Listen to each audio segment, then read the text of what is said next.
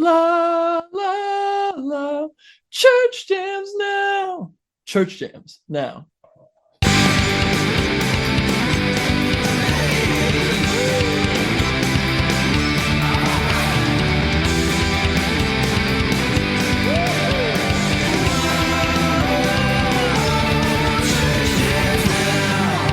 Church jams now.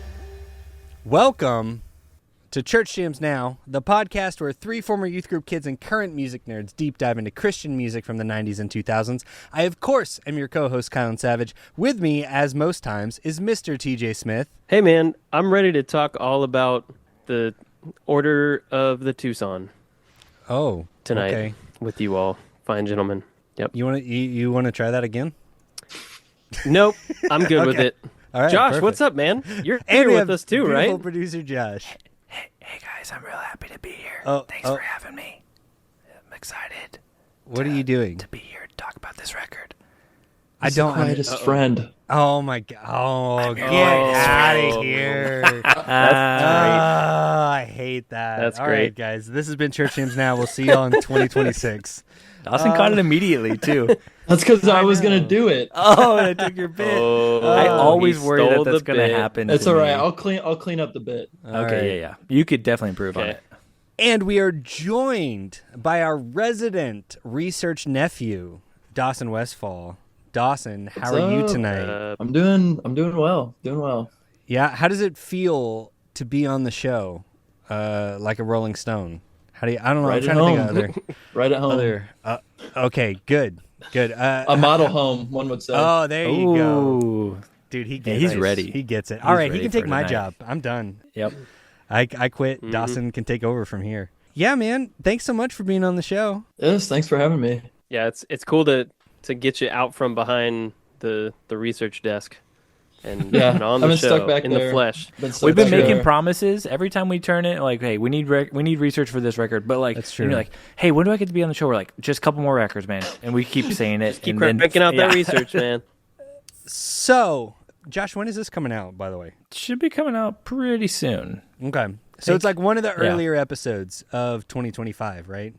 Yes. And this is our first. As people are listening to it, they're going to be like, it's now, guys. It came out now. Yeah. You guys already Goofballs. know. Surprise. What are you You talking guys about? know more than us right now Yeah. at the time of listening to this. Yeah. It'll actually be our first. So we talked about this a little bit last year. We kind of soft launched it with our John Foreman seasons, but this is going to be our first of our monthly Jammers Only episodes where we'll be airing the part A on the main feed, and then we'll have the whole episode available for our $3 and up patrons, for anyone that is a patron that wants some monthly exclusive episodes. Dawson, tell it. us real quick, what tier are you on, and do an ad for Patreon for us. Yeah, what is ready, the, go. whatever the top is that the super what is what is OC it called? Super Tier? The OC OC super tier. tier. Yes. baby. I need more friends to talk to, so sub to the Patreon. Hey. Yeah. Ooh, good ad. Yeah. Strong That's ad. perfect. Give me Yeah. Dawson's I great, want you guys. I want to talk physical media, so Okay. Yeah. get on the Patreon. Boom. That is awesome. So, Josh, you've been in contact with Dawson the most. And so how did we settle on the album that we're going to talk about tonight? Well, Dawson sent us a few suggestions of records that he would like to talk about. Some I just told him to his face, no way. Not on my Perfect. show we're talking about that. Yeah. That's exactly how he said it. Too. Yeah, That sounds exactly. exactly like Josh. So he had a couple, and it was funny because I remember you mentioned Santa Cruz previously. I think you sent us one of our first emails to our contact at Church Jams Now whenever we got that set up, which was Contact fun. them. Nice. Yeah, we were contacted. But then you opted for Phoenix. So that's what we're talking about tonight, which is fun because to do like a more recent record. Yeah. don't When do did this that come all the out? time. Cool. Should we 2019? just let's just do research. Let's just get that out of the way. The worst part of the show. Okay. The worst part of the show. Or are you going to get a little backstory on Dawson, or you want to do Yeah. a little origin story and then we'll do research? No. Or you want to switch it up, you know? No, I'm kidding. So, Dawson, when we have people on the show, obviously, Damn. I'm sorry, I'm all over the place. We like to talk about origin stories. So we've heard your voice on one episode previously, they're only chasing safety episode, and I believe we've referenced you quite a few times as our research nephew. Yep. So I'd love to hear. Maybe let's talk about the research nephew of it all and how you're a tiny baby boy who loves the show, and then we'll get into like what kind of music you grew up listening to and how you got into this. Yeah. So I mean, I found the show because during COVID, it was my freshman year of high school. I had started to dive into more music that like just in general, but especially like stuff that my dad grew up listening to, which is a lot of the more 90s stuff that you guys have covered. And so I found the Labeled podcast and then like had listened pretty much totally through the Labeled podcast. And then Nice. I think I was in like the Labeled Facebook group or whatever, just to like kind of interact. And I think I saw one of you guys post or a Church Jams Now adjacent post and I was like, oh, what is this? Because it's, same sort of genre, same sort of music style. And so I was like, oh, well, they've got like Jars of Clay and like, so I know all these records. And so then, just started listening through. So Nice. What was the first episode you listened to? Do you remember? I think it was the Emery, The question? The Week's End. No, it was the Week's End. Oh, nice. Okay. I think so. That was a good one. I think Better than the because question. I think, yeah. Well, because I think Yeah. the post that I saw was about that episode like coming out. Okay, sweet. Yeah. Very cool. That's awesome. Yeah, Nice. and And we're better than Labeled, right? Like way, Well, hold on. way better. well, right? we still exist. So Yeah, we're Yeah. definitely more active now. You didn't Ooh. fall off the map. But Not yet. So yeah, so I want to talk about just briefly how you started listening to the show. And then I remember my recollection of it is Josh sent me, I think you sent him a Google Doc of like a bunch of notes for albums that we were maybe going to potentially cover. Is that right? Am I remembering that right? I think you said something about like, you sent us an email and did you mention something about like I don't think I just cold asked you like, do you want to do some research? But I think I think you offered it. Yeah. I think I offered first because I was like so into So it, generous. and that I was like, let me out. If I can contribute, let me help these guys out because Dude. Yeah, dude. I do it for fun, so I might as well contribute it to something. So do we. So Hey, man, we appreciate it. yeah, and ever since then, well, so you did that for a couple records, and we ended up like using a lot of those notes, and then we found out you were so much younger than us, and it just absolutely blew my mind that It kind of like exploded our brains. Yeah. found our show, and that's when we became your weird uncles. music uncles. Podcast uncles. Yeah. It's the best, man. Yeah, Like, I don't have any, there's no other relationship out there like this. There's no, Right, like you have right. multiple friends, right? You have multiple family members. I don't have like a podcast nephew. You're it, man. Yeah, explain that to a Victorian child. Can't do it. can't do it. Like, I can't explain it to impossible. my wife. I tried today. Yeah, let alone somebody Just from a a different time Victorian. period. Yeah. No, I tried. Yeah. And I was like, yeah, She's we're like, doing it he- with our what? research He's nephew. what? And she was like, what? This is weird. Yeah. What are you talking about? He likes the Don't music, worry, but he can't it's a drink whole alcohol yet. But he's a good hang, so Yeah. you know what? It's gonna be great. Sweet. So, I want to get back to origin story. So it sounds like your dad is cool as hell and he listened to a lot of cool music. And so I want to up to know, yeah, Shout out to Pops. shout out, Yeah. shout it out. When you say that though, I'm like imagining someone who's just like 3 years older than me though. I'm My like, dad is 45. yeah, so- like we're God, probably yeah. pretty Okay. close in age. Yeah. Okay. Yep. Sure.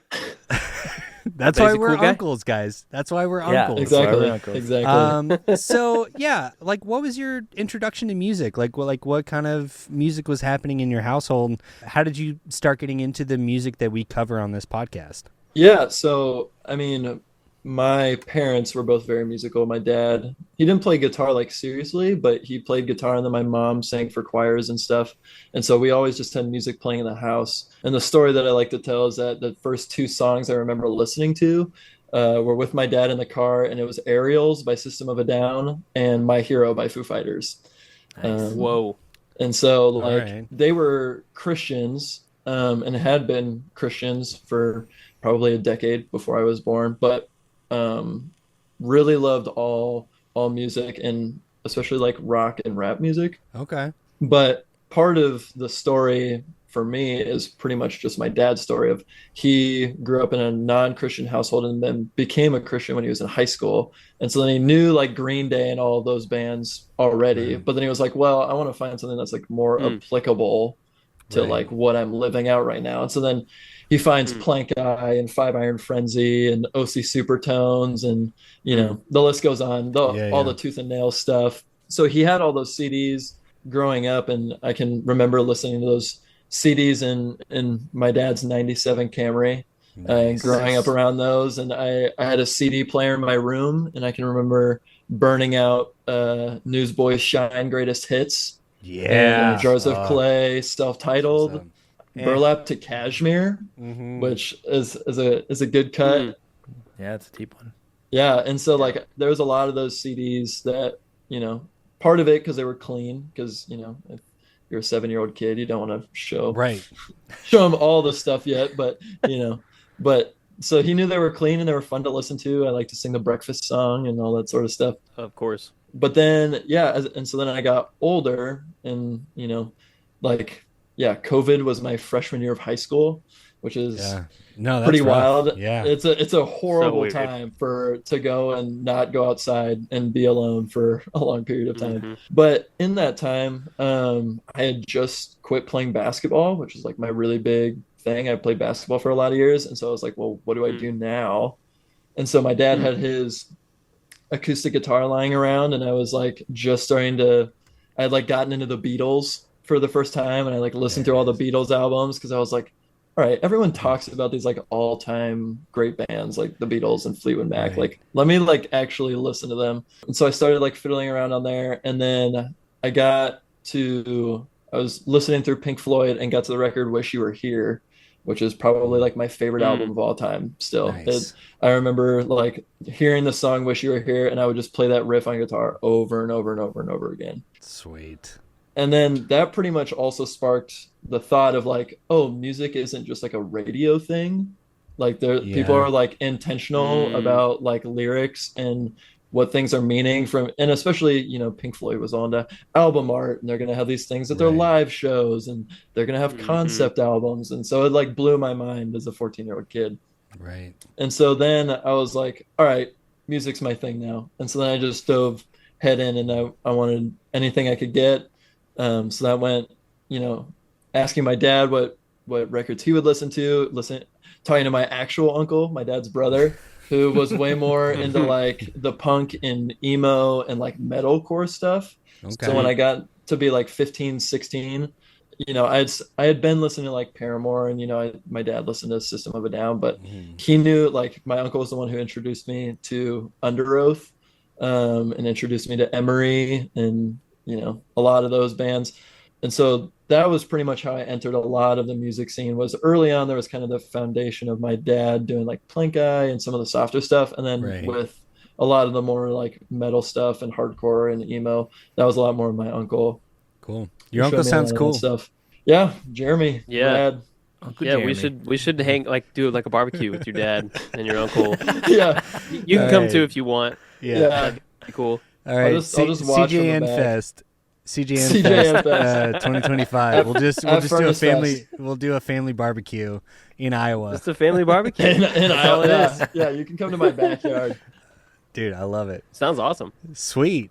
Dude, I love that. I'm so stoked that, you know, however small a part we were able to play in your musical journey, because this is like I think about this a lot. Josh and GJ, we haven't like talked about this a lot, but like, can you imagine if we were like in high school and there were like music podcasts the way Oh my god. there are music podcasts now? Yeah, crazy. Dude, it's huge.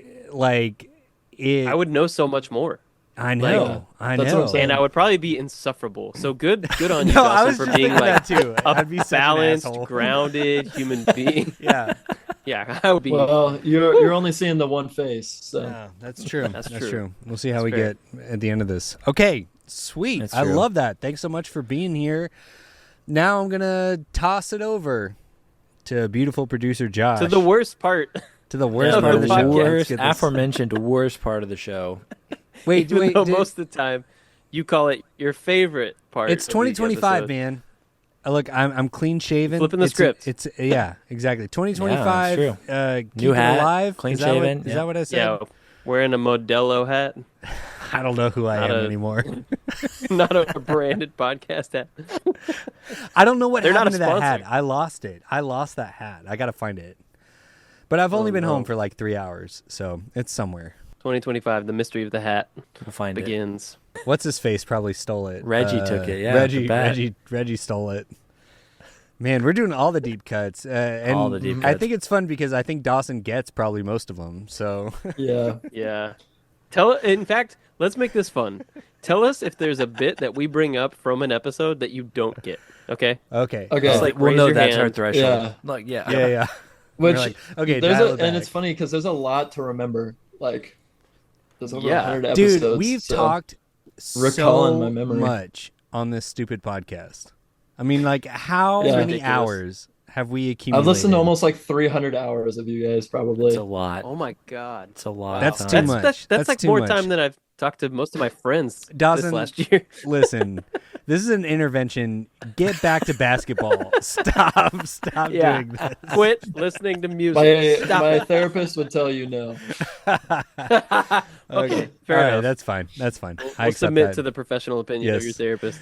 I respect that. All right, Josh. What are we talking about today? We are talking. Actually, I don't have my notes here, so I'm not. no. Good thing you have a Prepared research to- nephew. Josh. Good thing I Josh. have my research nephew intern Oh, Dawson to take away shoot. research Yes. for this episode. Oh, I've got the Let's research go. on this one. Okay. Well, first I have to give props because I did consult my physical media. oh, there it is. Oh, There I it don't is. have my and the notes, but most- I do have that Oh as my well. God. In the most Josh Olsen I don't way know if possible. I love this or hate this. Oh, it's everything the best. I've You love wanted. It. It's so You love cute. Yeah, you know you love it. Oh, it's so All right. cute. I like it. Well, I've got quite a bit because Okay. I love this record. But yeah, the record we're talking about is Phoenix by Pedro the Lion. It's the 5th studio album by the indie rock band. Pedro the Lion. It was released on January 18th, 2019 through Polyvinyl. It was produced and mixed by Andy D. Park and David Bazan. Mastering was done by Bernie Grundman. All songs written and arranged by David Bazan, and David is credited with guitar, bass, vocals, additional electric guitar, and synth, with Sean Lane on drums and Eric Walters on electric guitar. It's a pretty big record because this is the first Pedro the Lion record after a 15-year break that they took. David went and did some solo stuff. That's good. So if you haven't listened to it, go check it out. But yeah, their previous record before this one was in 2004 with his release of Achilles Heel. Oh, wow. It's a long gap. Yeah. It's a big gap. Yeah. That's almost my age is how long that gap Oh, my was. God. Stop it. Stop it. That's crazy. So, but it comes in with a runtime of 45 minutes and 5 seconds with 13 tracks, although one of them is just an instrumental. So, but it charted #1 on the Billboard Heat Seekers album chart and number Oh, wow. 10 on the Billboard Independent album chart. So it did pretty well for itself. But this record is also interesting because it's starting the beginning of a 5-album like concept series where David will revisit each of his childhood homes. And at the time of recording this in the beginning of 2025, there are 3 currently released, with the most recent being Santa Cruz just last year. Mm. David has gone on to say that this is pretty much like him channeling and almost using it as like a therapy session to go through a lot of his old records and childhood memories that he has. And then lastly, I'm a big gear guy, so I wrote down some of the gear that he used Nice. on this record. Nice. For his instruments, he's got his classic Fender Telecaster that he's used on all the records, these last 3 records. And then they used a standard Fender P bass. And then I saw him twice on tour this year. And so his pedal board of this tour, which, you know, he played a lot of the same songs, consisted of a Strymon Flint, a Strymon Iridium, Electro Harmonics Freeze, diamond compressor, Greer Lightspeed, a Line 6 DL4 MK2, Boss TU3 tuner, and then he had a custom boutique overdrive that was labeled as 29, and a Moore slow engine. And then lastly, the amp that he used was a Fender Hot Rod on this tour. Wow. So that's what I've got. Okay, so you've already replaced Dude, me Josh, no pressure. and Josh. I know. He's got gear notes. I'm out of a job. I know. So the So second if he starts Dawson, talking about like, metaphysical, philosophical, yeah. yes, then he's just gonna We're take all over the three show. done. Yeah, it's a one-man show from here on out. Yeah. Wow. Okay, He's that was coming for me. very I feel it. impressive. That was very impressive. Thank you. I'm an intern, so I have to make sure I'm That's getting true. the job. You know That's what I'm true. Sure, saying? you got to Yeah. wow right. us. Yeah. Way Yeah. to show up. Only interns go over and beyond. We all know that. That's Right. Once very you get true. the job, you just immediately start slacking. Yeah, Case in point, immediately cut our back. podcast. Yeah. Dun, dun, dun, dun. Yeah. Except for Josh. Um, I'm gonna throw you that bone, buddy. Thanks. Yeah. Yeah. Except for the gear notes. That Yeah, threw me. that's- Josh, that was you really next gotta, level. man. You got to step it up, man. Down to the 2025. pedals. Like usually you hear about guitars and amps, right? But down to the pedals. It's on his Instagram if you want to go look at the pedals. So Come on, Josh. pretty You didn't cool. even check Instagram. Dang. Yeah, what a slacker. Is that some new Gen Z social media thing that the kids are Yes. into these Yeah. days? Yes. Okay. Oh, you're Sticky still on jams. MySpace. I forgot. Yeah. Yep. Check out where Yep. Dave Bazan was Sure on are. Foursquare. Oh, nice one. I feel so old. Wow. Yeah, Uh-huh. I don't know what that is. So Yeah. Yeah. Good.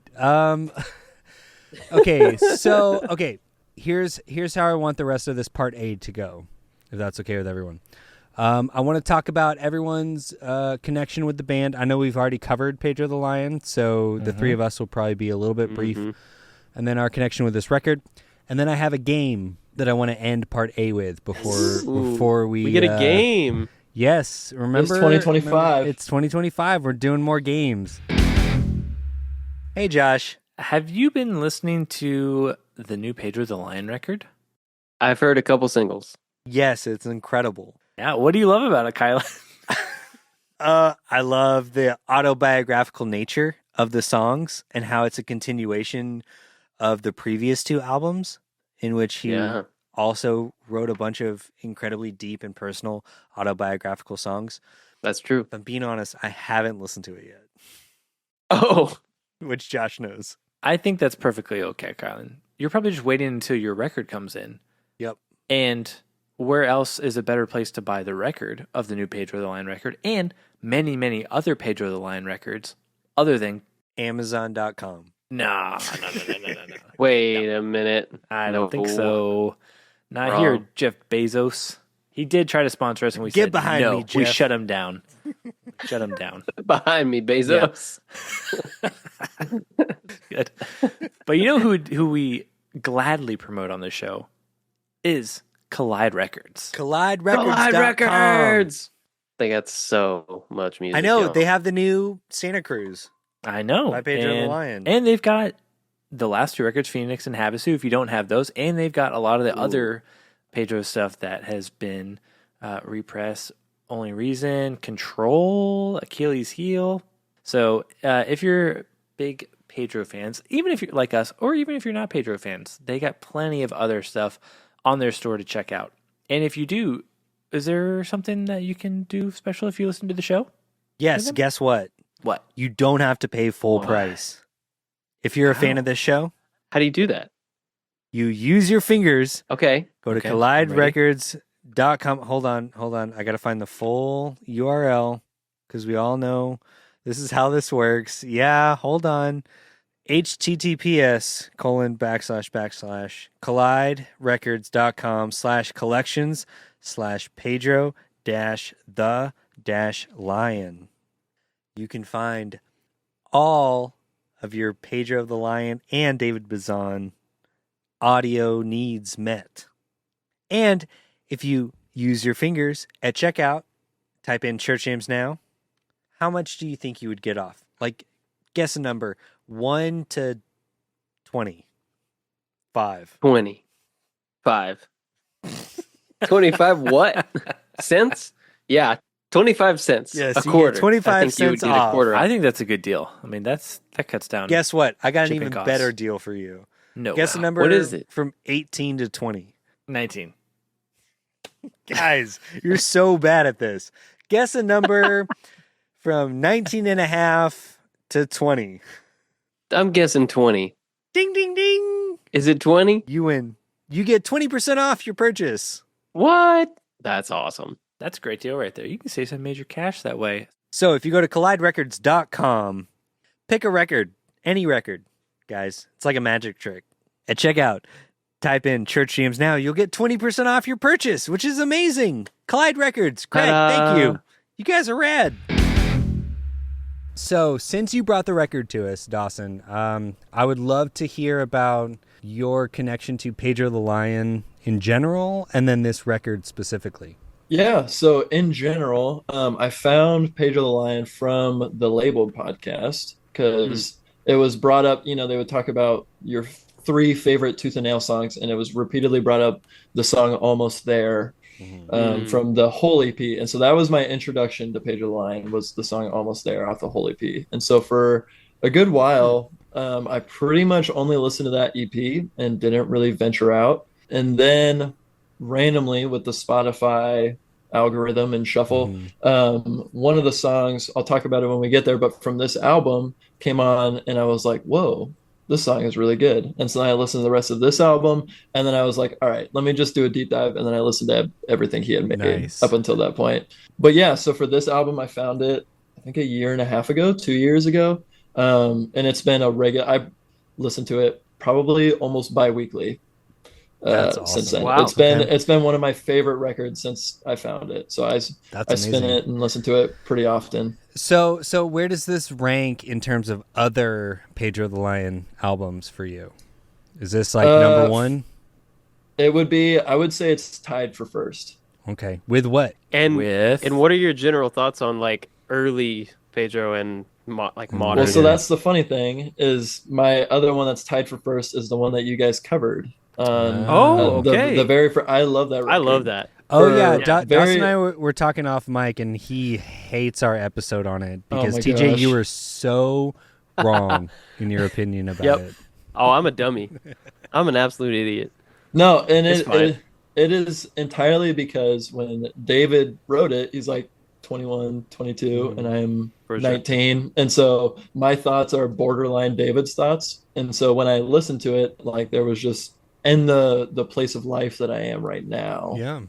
But then he came out with lyrically an applies. album later in life that should be hitting for us, but you're saying it's hitting for you.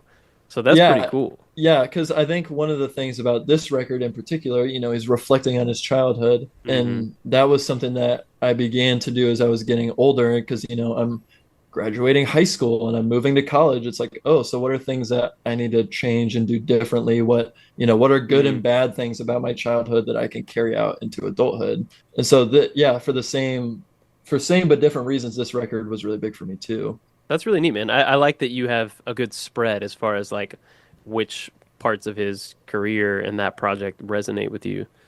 It's a very good take. I like that it's broad. And open. Okay, Josh and TJ, what's your relationship to this record? Let's start go in with the order TJ. that Kylan said our names. Okay, which never means mind. Josh goes first. Damn it. All right. So That's fine. no, so I wasn't big on Pedro during the early years. Was kind of I was aware. Yeah, it wasn't like a band that I was pursuing on my own. And I got really into Curse Your Branches. I think I talked about this on our episode on the last album we covered. But I got really into Curse Your Branches, and then I got really into just like hearing David talk on podcasts. And then Phoenix came out, and I was like, okay. So I've definitely given this one some spins over the years. Not a ton. I would still say I'm a casual, not a fair weather fan. I feel like that phrase gets a bad rap. It's more than that. I'm not fair weather, but I'm like more. I'm seeking out Pedro when I want a very specific thing, and I don't want that specific thing very often. Occasionally, it's exactly what I want. And when I do, Phoenix is, I think, the album that I put on. Yeah. Or I will listen to Curse Your Branches. I also, I am more familiar with Havasu, obviously. And so those are kind of the ones that feature more prominently for me. Admittedly, I'm a little more late stage Pedro fan. Yeah. More or less. So yeah, I had some familiarity with this one going in. Sweet. Josh, what about you? Dawson, it's crazy hearing you say that you like were getting into Pedro at like 16, because I know for sure if I would have heard Pedro at 16, it would not have hit for me. I would have been like slowcore, more like borecore, and would not have been into it at all. I didn't even get. Yep, thanks. Filling my role.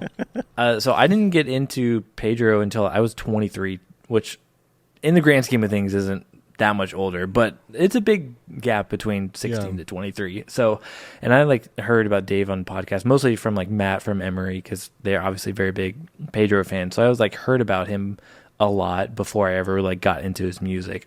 So been a fan since then, which was 2015 for me, somewhere around there. So this was Phoenix was the first Pedro record, obviously, since I had been a fan. It was the second Bazan record to come out since I became a fan, because I was there when Care. I was a fan for Care when that came out.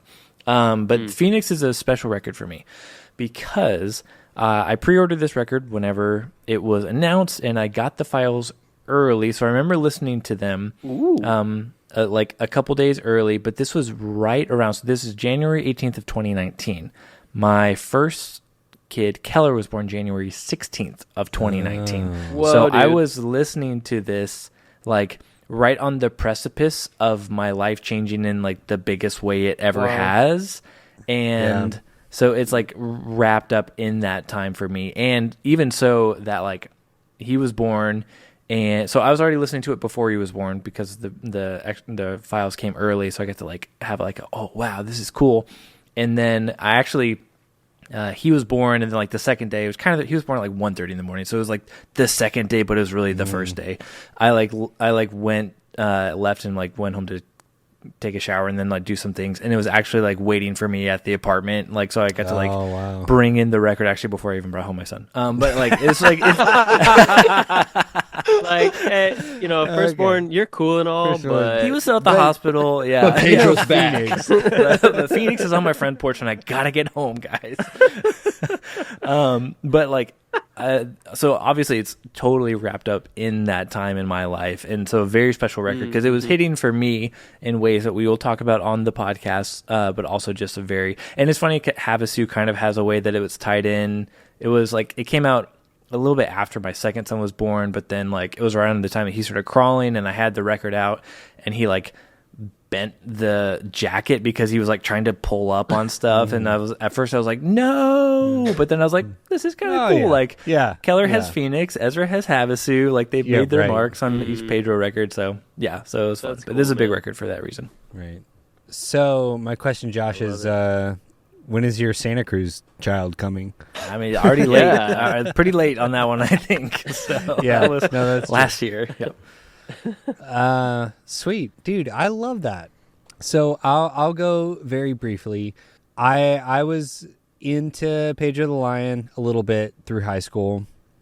I think I talked about this on our episode with Ben. My first album, when we were getting it mixed, one of our mix references was Control. And the guy that was mixing the album, because I was giving him like Margot and the Nuclear So-and-So's and like a couple other bands. He was like, oh, so, and I was telling him kind of like the sound we were going for. And he was like, oh yeah, you want like Control by Pedro the Lion. I was like, yeah, dude, totally. That's exactly it. Nailed it. And then I'm furiously looking up, who is Pedro the Lion? I've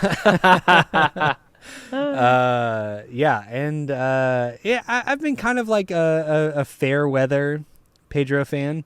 Definitely like a big fan of Bazan's solo stuff because Curse Your Branches and stuff. I mean, that like TJ and I, that was like right in the midst of our quote unquote deconstruction right? So like those were kind of the perfect records for those times. And then this album, I was a little bit late to it, but it hit me pretty hard because I think I really discovered it in 2020. It was like pandemic, everything was shut down. I was about to have a kid. So like, again, like my life is like really changing, kind of like Josh. And this album felt so cinematic and personal. I was like really into it. And I will say of the 3 that have been released, this one is my favorite. And yeah, we'll get more into it as we get into the album. So I want to end this part A with a game, right? Since the part B is going to be behind the Patreon paywall, let's leave the people with something entertaining is maybe not the right word, but I'll try. Like a delightful train wreck, maybe? Yes, I hope so. Okay. My game for this week is called Vote for Pedro the Lion. Oh, Okay. yes. That's so good. So, Yeah. as we may or may not know, Pedro is a character in a 2004 Jared Hess film entitled Napoleon Dynamite. But That I went to see for my birthday. Oh, I did too. Can I also Love preface by saying that I dressed up as Napoleon Dynamite for Halloween like 2 years ago? Oh, that's perfect. I love it. So- Okay, Dawson, that's all right. incredible. We All right. need Yeah. a photo of that. I have to Yes, see please. This game, it's either going to be, there are 2 choices. It's either going to be song titles that David Bazan is somehow connected with. You know, the creative force behind Pedro the Lion. Or it's going to be movies that Efren Ramirez, who played Pedro in Napoleon Dynamite, was in.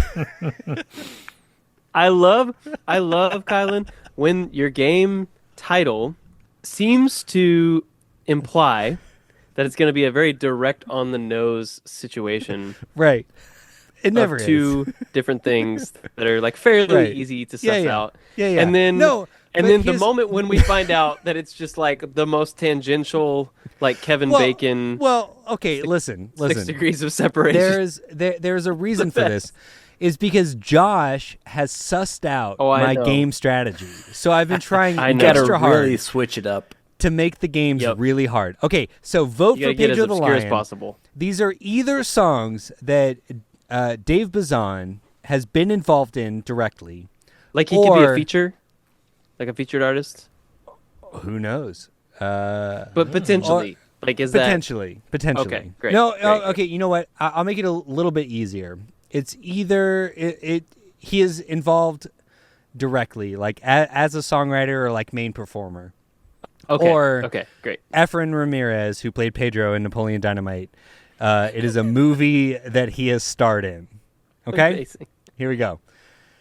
Number 1, vote for Pedro the Lion. Question 1 is Hot Girls.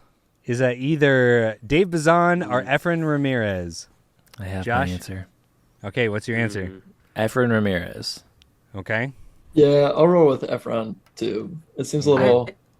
I don't think Dave is like outspoken. I have a vague recollection of a trailer for a movie called Hot Girls in my mind, and Sounds I like, think yeah. it had both of them in it, didn't it? Like I don't know. not don't just Pedro, but Napoleon. Efren and Dave Bazan in it? No, Oh, John Question. Heater. Oh, Josh. Trick Okay, question, okay. guys. Peter, yeah. Okay, so you guys are Sorry, all I wasn't going clear. Efren Ramirez, correct? Yeah. I believe Okay, so. Yeah. you are all wrong. That is a track off of the Headphones album, the synth pop band Dang that it. Dave Bazan was in. Classic Oh, I headphones. forgot about that project. They released I one looked at it album. too. I Okay. haven't listened to it in a while. I swear, Man, but okay. wow. Okay, No, I love no. this. Oh, I love this.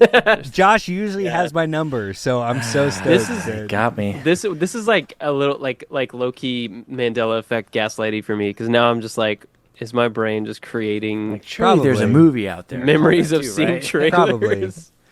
Probably. Okay, question number 2. The Man in Me. That's got to be Bazan, right? Who knows? Isn't that Tobias Funke's book?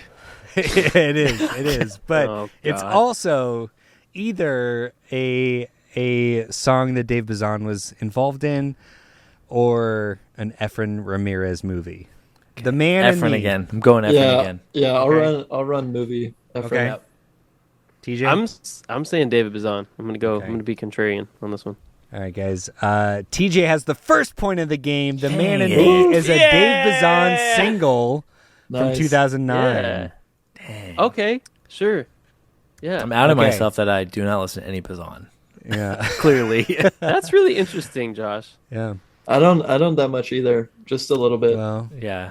You've only had 2 All years right. to listen to it. That's true. also fair.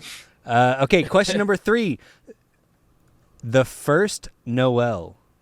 This one That feels felt like extra a hard title for of a me. movie. Yeah. This could be one of those like But- trashy Netflix Christmas movies. Holy. Or it could True. be Bazan being weepy and like depressed on Christmas. Yeah, exactly. Yeah. So Made it hard. Oh, wow. guys, I'm so excited. I That's actually have a great. hard game. It could be like a Reliant Kid. Yeah, I you hate did good, Christmas man. parties type Yeah. thing. Exactly. Yeah.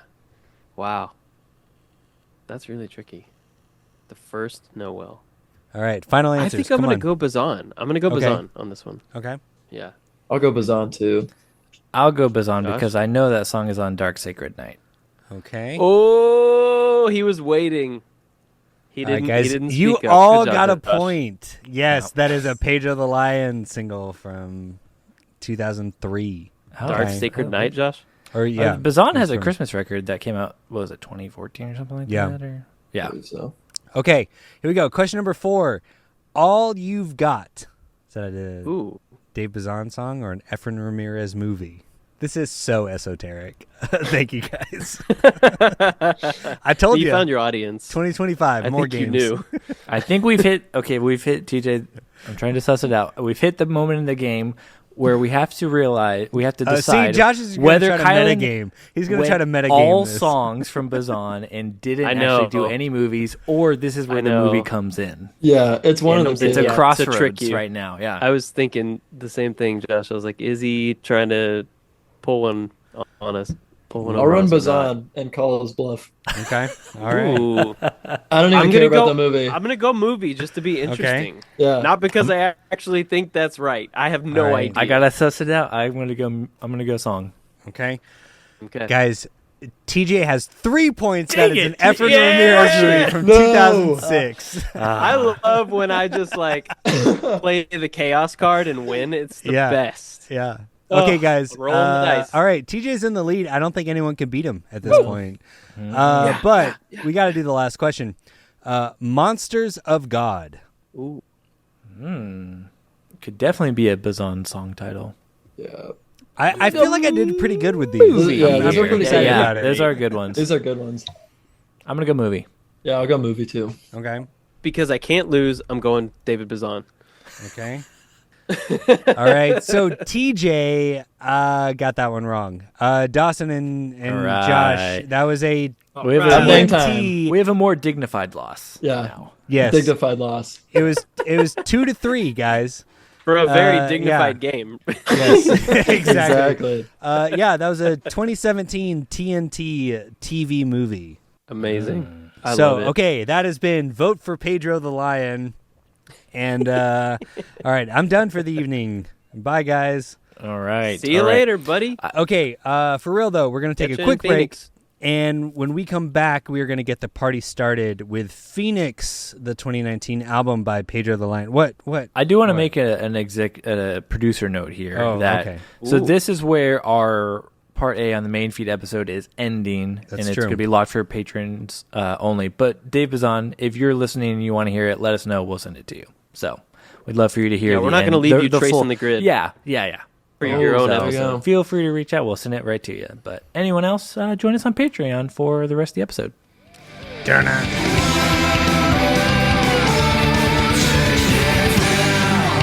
Church jams now. Welcome back. You're the only ones that are going to hear this, unless Dave Bazan emails us and wants to hear it. Then it's patrons and Dave. And then leaks it everywhere. He would. Ooh. That would I'd be be an okay honor. with that. I would be too. I'd be fine I'd be with okay that. with that. Yeah. Yeah. So we're going to get the party started, going track by track through Phoenix by American rock band Pedro the Lion. Before we begin, does anybody have any general thoughts? I do, but I just want to ask if anyone else does. Okay, please. I do. I have some favorite track predictions. Okay.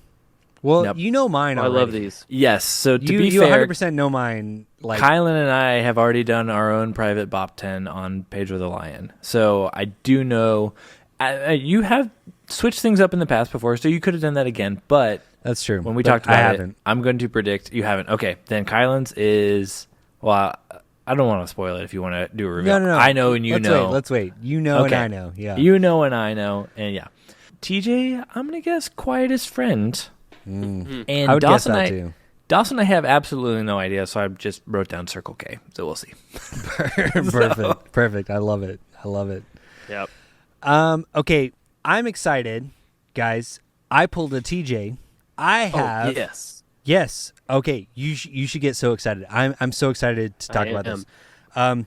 I made up this entire headcanon about this album, and I feel like this entire album is about like very personal experiences that Dave Bazan had growing up in Arizona. Oh my god. Oh, you're. I don't so know if you funny. guys. Oh my I don't know if gosh. you So caught onto this. funny. No, But- this is blowing my mind right now. Yes. Okay. I'm going to view the record in a whole new I different had light. hints, but I wasn't for sure. I Yeah. wasn't for Okay. sure. We'll get into it, and Got I'll me, talk bro. about it Good. track by track. Good. got But me, bro. I think these are really personal experiences. I'm looking forward to I it. was genuinely excited. I, know, really I'm sorry, thought I'm sorry. you had something. He said that, and I was suspicious. I'm not gonna lie. I'm sorry. How TJ. many I years just- have we been friends, man? And you're So still many. getting me like this. Still conning you. I had to. I was so excited. It was about it was hour good. 4 into my drive today when I thought of that, and I was like, and I've been sitting That'll on it hit. all day. You earned it, man. You earned it. Thank you. Spending all that time in your head, Yep. coming up with funny things, Yep. games about Napoleon Dynamite. I mean, who knows why I do what I do. Okay, guys, let's do it. Let's start with track number 1. Let's see that sunrise.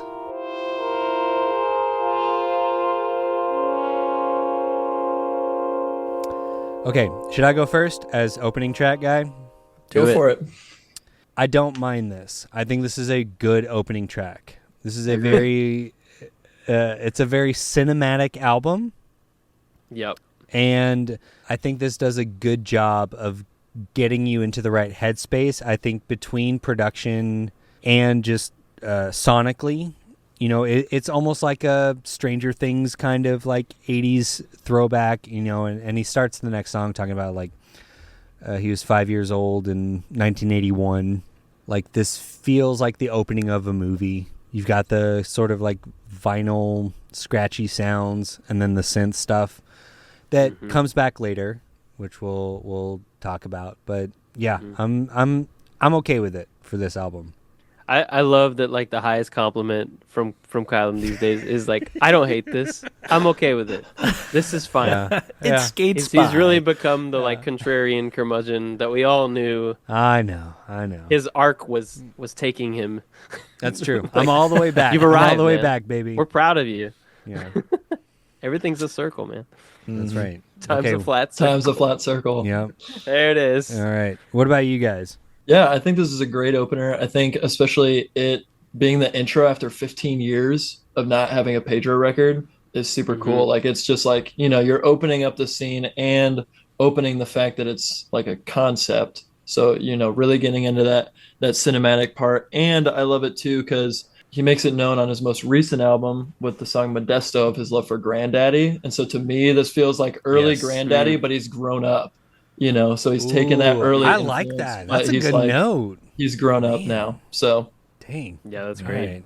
Very nice. Dawson- Kylan loves the granddaddy note. That's true. I love Granddaddy.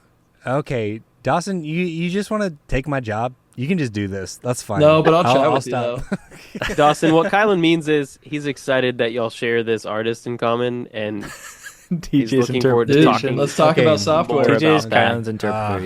Yep. No, I think Oh, it's sorry. a killer opening track. I was just gonna say it's sparse. It has the vintage like synth sound, and it 100% sets the stage. And I like that the title is A Time of Day, because we obviously have and I know we'll get into this more, we've already kind of touched on it, but like we have the concept series of records being place, but I think time is also a very significant factor, and especially within the context of this record, not only like in the grander scheme of the series of records that he's working on, but like within the context of this record, starting the album with the track Sunrise, like, is it a little on the nose? Maybe, but is sun also a huge factor in Phoenix? Yeah. So it makes sense that he would like have this drippy, weird vintage synth Right. sonically emulate the sun, basically. This is their basketball team, so. Well, yeah, there's that too. Oh, yeah. But yeah, it's really it is cinematic, and it takes you to a specific time and place. So Yeah. It's killer interesting. opener. I agree with all that. I also think it feels like a one take because it sounds like there's kind of like a flub at the end, but they just like let it roll, and I'm like, that's fun. Like, yeah. Which I know Dave is very like sparse and minimal when it comes to production. It's interesting though that so now we're, like Dawson mentioned earlier, now there's 2 other records that have come out, Havasu and Santa Cruz, and it's interesting that none of them have any instrumental songs on them as well. So I'm curious if that will continue, and then if we'll have like something instrumental to begin or end like the last record of the pentology. I feel hope like it's an it's gotta outro. end, Yeah, it's gotta be I some hope big so. outro. Yeah. So I'll be very satisfied if that happens, but we'll see. Yeah. Yeah. All That's a right, good point, guys. Let's move on to track number 2, Yellow Bike. On a desert Christmas morning, 1981. 1 month shy. I love a good transition where like the transition the is synth You mean a great tapers off. transition? Yep, into the next track. Yeah. So Josh knows this is not only my favorite song on this record, this is my favorite Pedro song, like by a long shot. It's so good. I a don't great blame song. you at all. Yeah. And makes Kylan sense. knows this is also my favorite Pedro song on the record and my favorite Pedro song in general. Period. Yeah. Yep. It's so That's a great good. choice. I mean, I think like this is as ostensibly like the first Pedro song in 15 years or whatever. Like this is the perfect song to like reintroduce the band. Yes. Because it's So true. everything you love about like the old version of the band mixed with, you know, where like he's doing this autobiographical thing, and it's not like super sad. And especially coming directly after Sunrise, like there's like a little bit of like hopefulness that comes through on this song. And man, those electric guitars are just so good. I could just have them pumped into my ears all day, every day. Yeah. Yeah, like you said, they're like tasty. it's a little early Pedro with that riff, but he's like modernized it, like that tone Yes. that he has on his guitar that carries throughout the record. It's newer, like it used to be a lot cleaner. There's a little dirt on there now. But then also like he just did it. He says woo at 147, which Yeah. always makes me laugh every time. It shows you that I think he's like having fun with this record. And so Yeah. he's like Taking coming himself into a it. little less seriously. Yeah, he's taking himself less seriously because he's talked about in interviews with some of his earlier stuff that he took it so seriously and really like tried to grind it out. And so I think like this is a great opener for a full song. He also has some great lines in here, like the ending line of "I trade my kingdom for someone to ride with." Like as a kid who moved at like 10 years old, you know, and you go to that new town, like I totally related to that. Like, you know, you just ride around town and, you know, it's like, all right, this is cool because you kind of have that naive feeling of like, well, I own this town now. Like I moved here. I'm 10 years old and this town's mine. But also you're like, I don't really have any friends yet. Right. Yeah. So- No, that he does that perfectly of like, it's this really hopeful thing. And then it's like, oh, well, I'm also just like But kind of wait. alone. Yeah, and the order is important, right? Because he sets us up with like, oh man, like Christmas Day. Oh my gosh, I got a new bike. First freedom, second life. Like Yeah. the opportunity is out there, like it's infinite, and yeah, like you said, Dawson, like I own this town, but then my kingdom for someone to ride with. Like his order of those ideas is so crucial. Like if he had started with the hook, right, of like my kingdom to for someone to ride with, like it wouldn't have hit because it makes you pause and go like, oh wait, maybe this isn't the Oh, like yeah. buoyant, hopeful, pure, positive song that we thought it was. Mm-hmm. Because to be honest, I love this song and it was almost my favorite, but it also I think it's so good, but it also surprised me on this listen through with how like and like don't come at me, but like how pop it is. Right? It's very Yeah, yeah. of That's the what I of love the about it. songs on this album. Yeah, and exactly. Like I really do mean that as a compliment. Because he's found a way to use pop ideas for Pedro's ends, right? And accomplish Yeah. like what like all of the things y'all have said of like this is pure Pedro, this is like a synthesis of what we had hoped it would sound like in 2019. Yep. But it's like he's using some pop ideas, and so it's like what's so clever is that he takes you down a notch with the that one line, "My kingdom Yeah. for someone to ride with," and then he does another pop move and he shortens it. Right, the next time he repeats Right. it, My he kingdom respects for his someone. audience so Yeah. much that he knows you only needed to hear the full line once Yeah. until it comes back around at the end of the song in full twice. You only needed to hear it in full one time. Just I'm gonna stupid. cut it short, and it's gonna Stupid. feel totally different and totally new and totally fresh because I'm not gonna finish the phrase.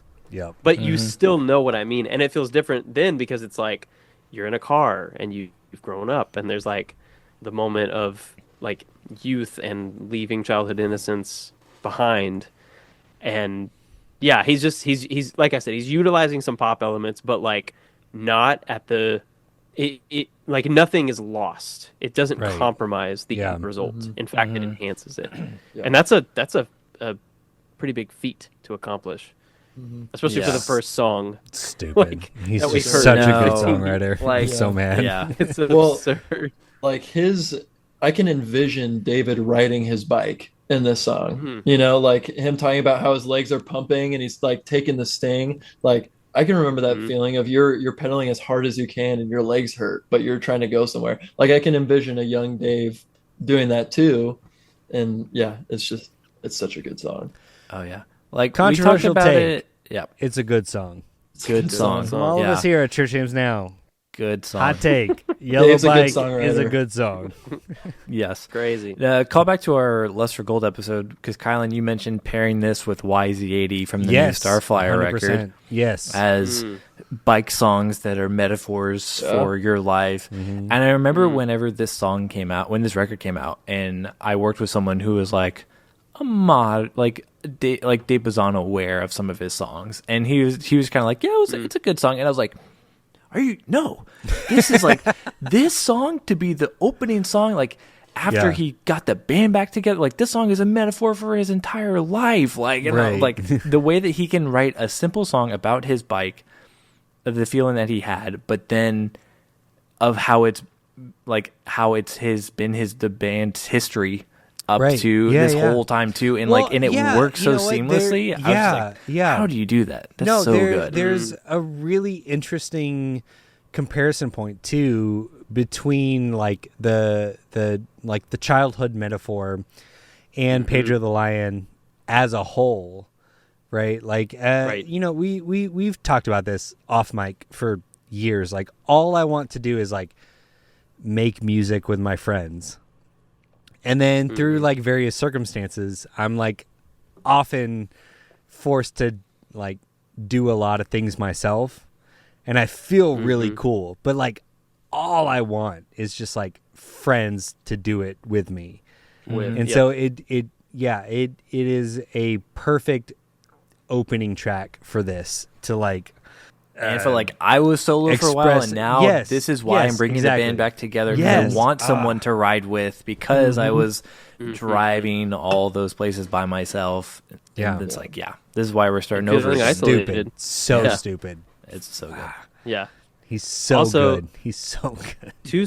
Two like structural things that stuck out to me that I wanted to mention. If you can run it back to 148, it's like easier to hear. There's the instrumental section, right, where the guitar comes in. It's so huge. It's so good. But what's crazy is this instrumental section doesn't go like a full 4 bars or full 8 bars. The verse just jumps in out of fucking nowhere. Dude. And it's like, how in the world does that make sense? How does that work? And you don't question it. That happens so much across this No. album. I had to I had to do run it so back. much counting. Yes. Yeah. It's just it's to so, even figure out like, what was happening. Vibey. Like it's Yep. just like, oh yeah, But it's this also seems like pop a good because he's like cutting the fat. Again, he's like, you know what? We don't need the full 8-bar instrumental moment. Like that guitar's huge and it hits and then it's out. And the lyrics are back in and we're telling the story again and we're bringing the listener back to us. Right. And it's like so good. And it makes me so mad.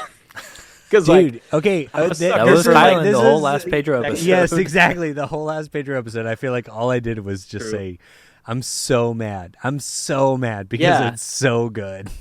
And I think this is interesting because like I know like I had a lot of problems and didn't connect as much on the last episode when we were covering Pedro, but like I think what happened is like he absorbed or maybe just decided to lean into certain songwriting tendencies and production techniques and tone, like you talked about, Dawson, like that hits with me as a listener now in just so like in just such a different way enough to really resonate with me. Like it's like he tweaked things just ever so slightly that now it's like really hitting, and the like simple, sparse, straightforward, immediate style that he brings to the table is working for me.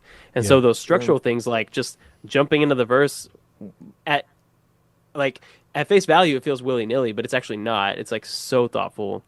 And then the moment where he talks about feeling the sting and making it swing, right? And then we get the 6/8, the fast 6/8 swung drum fill. Yes. But it doesn't stick around. It doesn't stay swung. It doesn't stay in 6/8. It goes straight back to that straight 4/4 groove. Because he's like, you know what? We don't need it. All we need is that one fill moment to support just the to lyrical wink idea. at you, to be like, Yeah. we need to Yes. swing, wink, and then back Back in. into Yep. back into straight 4. It's crazy. So small. Funny memory with this song for me is this is one of the first like lead lines that I attempted to learn on guitar, Cool. Nice. which also you guys were talking about the time signatures. I struggled with so much trying to learn this because the line itself is simple. Like you don't move a whole lot and it's pretty much on one line. But then I was like, oh, I have to count this out. And so I'm like sitting there like trying to count it out. And I remember, I was like, I'm supposed to like do math and stuff with this now. Yeah. Welcome to Pedro, baby. Pedro's a mathcore band this whole time? Kind of. Secret mathcore. All right, guys. Well, I'll definitely have to clean up this transition in post. But we should move on to the next track, Clean Up. It's bearing down on me like biblical weather.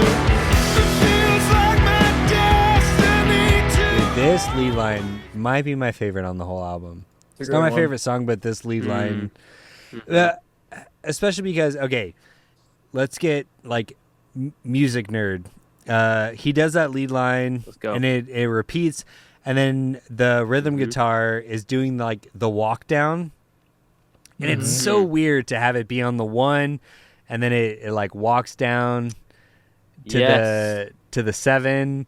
Yep. And you're like, what are you doing? This should not work. It's like it's just Should not work. dissonant enough that you're constantly interested.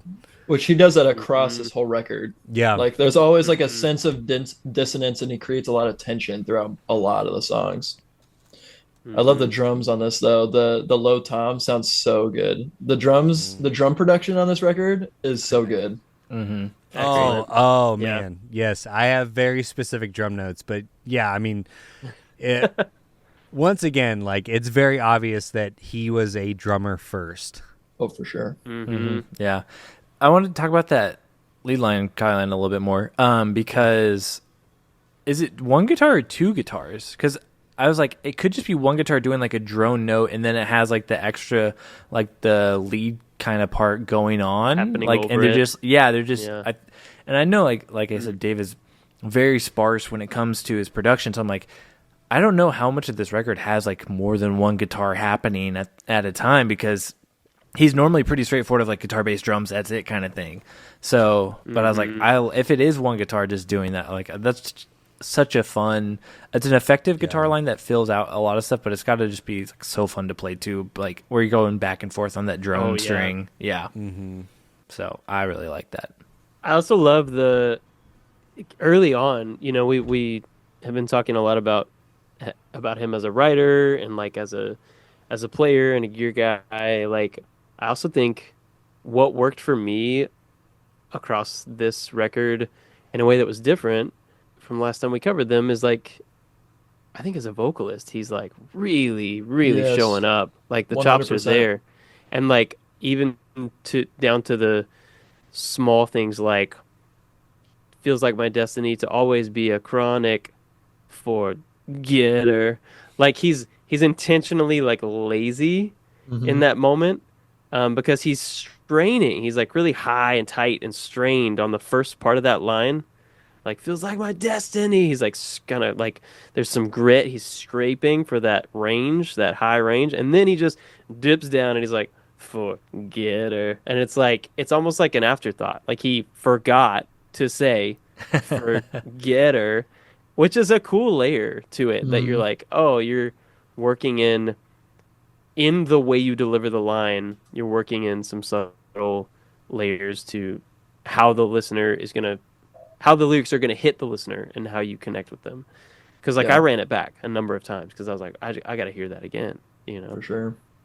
Yeah, I would say this new era of Pedro, he's the most comfortable vocally that he's ever been. Like these last three records, he's so comfortable and he's willing to go up and get high and a little scrapey and a little raspy when, you know, you don't really experience that on the earlier records. And he'll do it live too. Like when I saw him this summer, he did it live and I was like, I don't know if he's going to do it live because, you know, it's a little harder to do because, you know, on an album you have multiple takes and everything, but you know, he did it. And so it just shows that like he also has a newfound confidence in what he's doing. And he's taken this 15-year time and he's like really perfected what he's wanted to do. And he has a vision for what he's wanting to do. And so he's able to bring that forward and all the things that we've talked about lyrically and instrumentally, but vocally, like I have a couple actually in like 2 songs, I had a vocal note where I was like, he sounds so good. Like this is like peak David for vocals. Yeah, he's bringing his A game. And like, it's exciting because I think again, you know, sorry, I'm an idiot, but like, I think that's a reason it didn't connect with me before was he was the slow core, the slacker rock of it all, like the low vocals. They just didn't do very much for me. And so now it's like I'm able to recontextualize it with seeing him as a proficient vocalist that's done the reps and stretched himself so I can appreciate when he does go into slacker vocal mode. Because I'm like, I see you using that technique artfully in context with the strainy, scrapey moments too. Yeah. Which is cool. Yeah, not everyone can be an acoustic sad boy like me and David once were. That's true. That's true. You got to grow up, you got to clean up, you know? Does anyone sing this song while they are cleaning up? I have before. All right, good. I have as well. Nice. I have 2 lyrical notes too on this one. One of them, the line "Weight of the world is bearing down on me like biblical weather," is a great line. Yeah, that line is so good. And then just the main line of the song, "So I remember the gospel of clean up your stuff," is exactly how it felt to grow up as a kid going to church, and like a lot of modern evangelical Christianity. Like, you know, you gotta put on your Sunday best, and everyone's crying and wiping away tears walking into church on Sunday because mom just yelled at you in the car or whatever it was. It's interesting too because like for me, what the song evokes is like AA, like 12-step program. That's how it hits me. I'm like, clean up your side of the street, like that's like it's part of the program of like righting your wrongs, making amendments, and I wonder if there's a flavor of that in there for David, like as he's writing this, that he's like trying to say like, hey, maybe I had some stuff that I needed to work on, as a second layer to like maybe the more overt, like literal story that he's telling on top. Like it's, I'm wondering if it's, yeah, like if he's talking more emotional, social, financial, like, but it still kind of has underneath it all like a little bit of I mean, like yeah, using 12-step program as like a little bit because of a yeah, I think you're onto riff. some TJ. I don't know if he did do that, but I think I think he is like sober now, and that was like a big thing before. Right. So I don't know if Yeah. he went through the AA process, but yeah, I definitely think you're probably onto something there with some of those parallels. Yeah, all inclusive. So smart, guys. Mhm. Man, Yeah, Kai Dog. I should have something so good. So strong. Such a strong transition. So powerful. Is it taboo? Don't talk about it. Don't bring it up. Okay. We don't I say love that that at the dinner game. table, Kylan. I love that game. That's right. I do love that game. Man, is a great you know game. what? You are a I- powerful player when it comes. I to am a powerful. Taboo. Thank you, guys. Powerful taboo. Track number 4.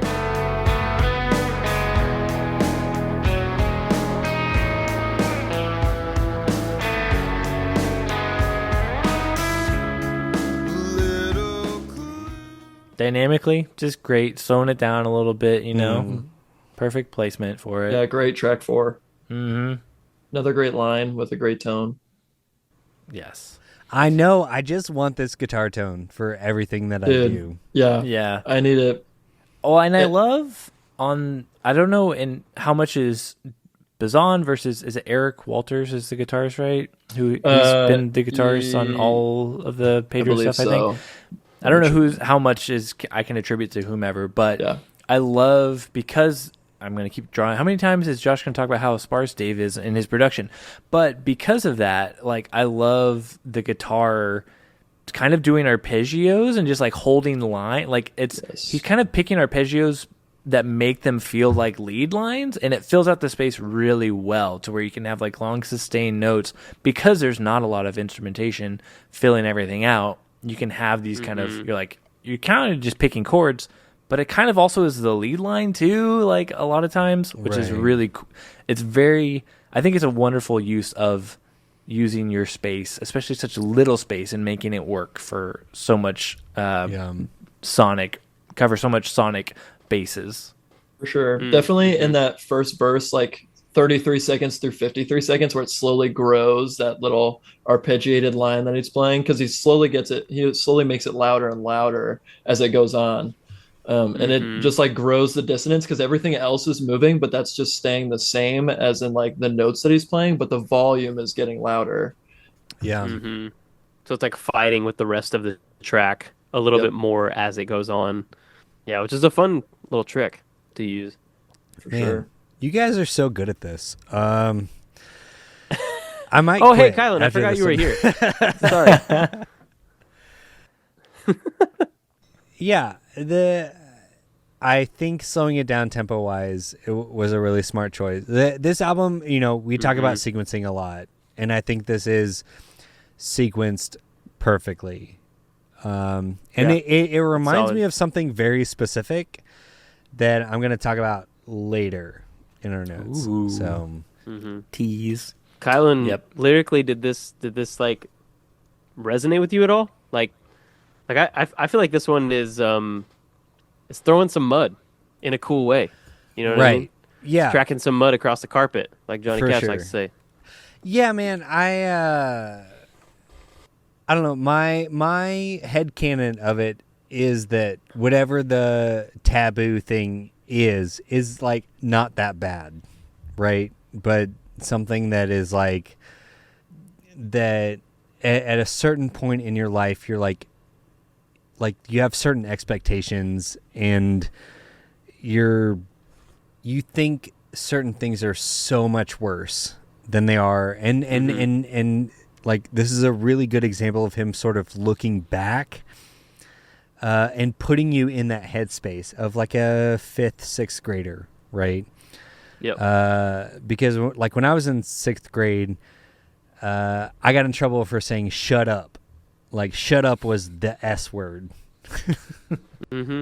And like now as an adult, I'm like, okay, I understand why my parents imposed that rule, and it felt Right. like the end of the world if I said shut up.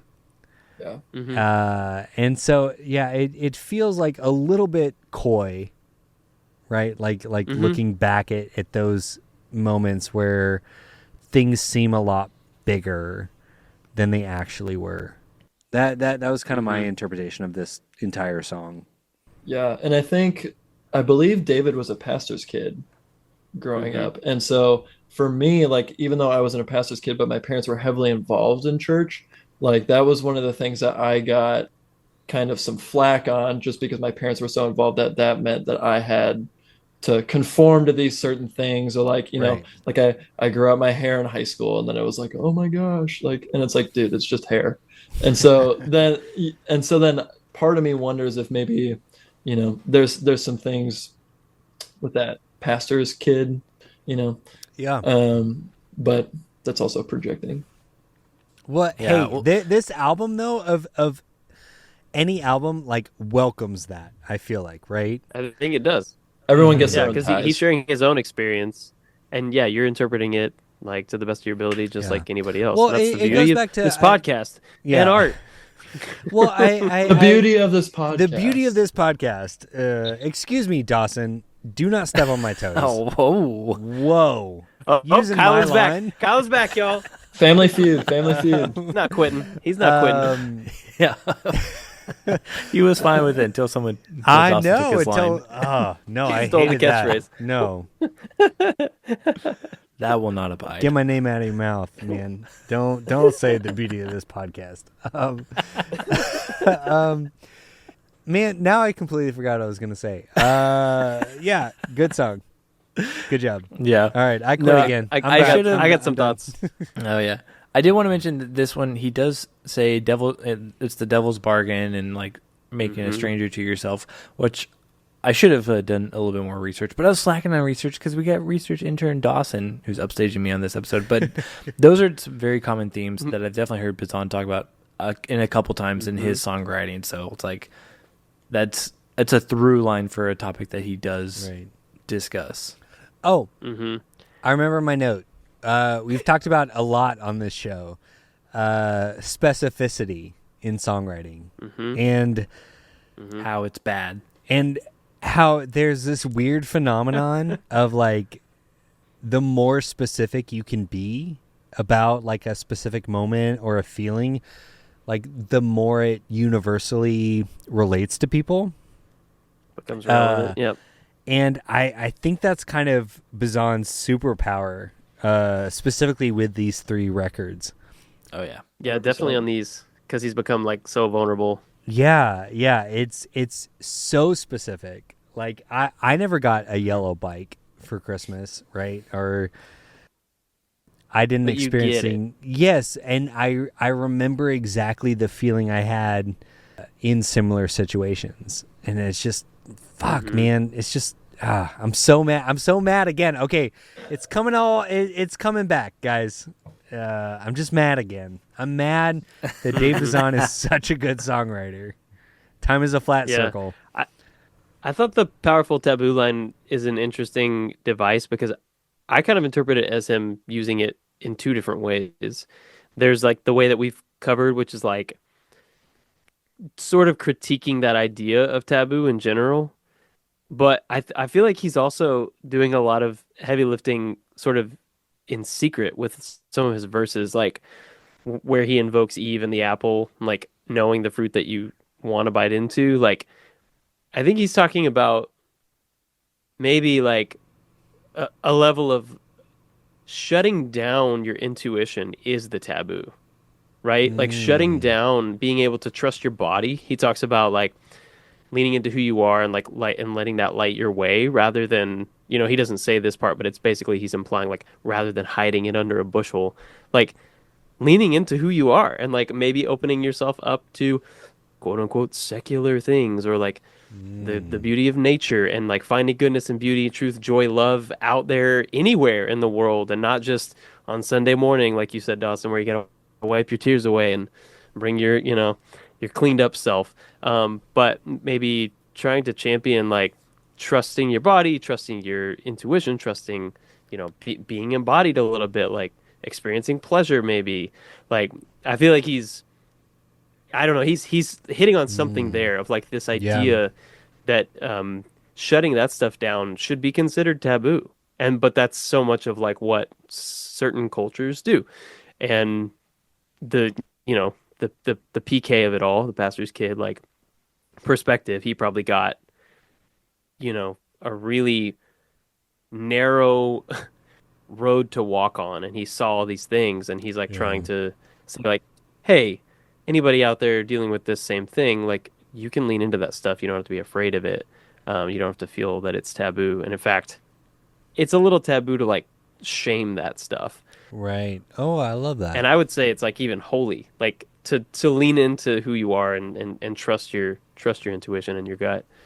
But, and then I go a little further even, and my headcanon is that at the end where he says, and then he doesn't finish the line, it's that he's like being silenced, like for preaching heresy, for like pushing back on the power structures, and somebody just cut him off. I like Man shutting him down, yeah. But he's still saying it, he still showed up. He sang his song. Yeah. So that's my fun headcanon. It's not as I good like as yours, Kylan, but Okay, guys. I don't know if you picked up on it, but I think he's talking about very specific circumstances of like him growing up in Arizona. crazy. I don't know where you got that. I'm not convinced yet. I know. Well, we're not gonna have sure. to have another Josh dies situation, and if we have Dave Bazan on the show, I'm gonna bring this up to him and see if risky. he can. Okay. Might be a risky move. I don't know. I know. You might be way I off. know. He might shut you Sure. down. Last quick note, I felt like the ending of the song, it was very like straightforward and almost abrupt, but in like a controlled way, which I think grows a lot from his early Pedro stuff, because there was definitely some songs that he carried on a little too long. And so Right. I think you can see a lot of the growth of him as a songwriter over that time. Trimming that fat, baby. Trim that fat, Dawson, pop it up. You're so good at this. I do this in my free time. So So do we. and I do it along with you guys listening to your episodes. All right. Well, Nice. I appreciate Yeah. that. Track number 5, Model Homes. Church emptied out, we lobbied hard to look at track homes, open houses. This is such a good This song bass too. groove, you guys. Man, Sweet, it's sweet so bass. good. Sweet bass. His vocals on the song sound great too. Yeah. This was my main vocal note was on the song. The That first makes line. sense. Yeah, Yeah. man. It just goes straight up there. Yeah, this is. And he's not there's- afraid of it. No, there's so many on all of his on the 3 records thus far where he is mentioning specific things in his life that I'm like, I didn't experience that exactly, but it takes me to things that I did experience that are similar enough. And like, man, this song, like, it takes me back to a very specific memory of checking out like one particular house with my family. And it wasn't even one that we were like trying to buy. I just remember like going through it and like feeling the feelings that he talks about in this song. And we went there one time and that was it. And like, I probably would have forgotten about it. But whenever I like this song comes on, I'm like, oh, I'm taken back to like this one very distinct memory in my life. And that happens a lot on all these different albums and different songs across them. But it's just like, it's so cool. And that's like the power of, and like, thank you, Dave, for like helping me remember like little moments like that in my life. And I just love getting to experience that, and how it's something we kind of all share, even if some of this circumstances are a little Right. different. We all relate to it to a certain extent. Well, I mean, and Dude. yeah, like specifically So the true. like freeze tag, like playing freeze tag with electricity. That like Mm-hmm. So good. like I can't remember a specific instance of doing that, but I do remember. Oh, guys, I'm so sorry. I legit think Reggie is back. Reggie's Oh, back. Reggie is back. No Reggie is way. The back. return of Oh. Reggie. Dawson, this is all your fault. Reggie. I called Reggie up. Oh my God. Okay, no, You said, straight "Hey, you gotta up. make a guest appearance on my Kylan's episode." gonna get rabies Straight up. right Where's, now. Where's Bat Anonymous in J? there. Please we just don't. need Anonymous J, and then it's over. The game's Oh, all here. okay, guys, I'm so Don't sorry. get I- rabies. Do you have Oh, like okay, a yeah, net or I'm something? gonna. Oh, Or- It's all right. okay, I'm gonna okay. go pee while he does that. okay. Oh my God, I pause the legit music don't know what to do. Oh my God. Okay. Fuck. Okay, I may have to leave. I'm so sorry, guys. Oh no, I hate this. Do you have a barrier that you could put up? No. Do you have, like, I a- don't. Do you have like a net or anything that you could try to like catch him with, or like open the No. door and like I'm gonna open the get door. a I'm broom gonna and like open the use door. open the door and like do you have a Use broom your that guitar. you can to like I don't have a. sweep him away to encourage him to I the hate that. I'm so sorry. This is like kind of perfect, but I also just hate it so much. The secret is that Okay, there's I'm no glad bat. this is on all Patreon just only. a 'cause this sketch is just so that embarrassing. Kylan created for the purpose of drama. It He could felt be. like he wasn't bringing his A game with the notes, and so he decided to come up with It's some like- fake bat drama. Chaos Literally Goblin. freezing pics outside. pics or it didn't happen, Kylan. Okay, well, Okay, we wanna pick how with the fuck do you Reggie. take a picture of a bat that's like With your flying phone. at like Mach 5 at your head? Okay, Yeah, don't okay. Breaking hold on. don't multiple have sound to. barriers. be safe. Multiple sound barriers. Posted on the Church James Now Twitter with no Super bad. context. Reggie's back. Yeah, just say Reggie's back. How, dude? It's been.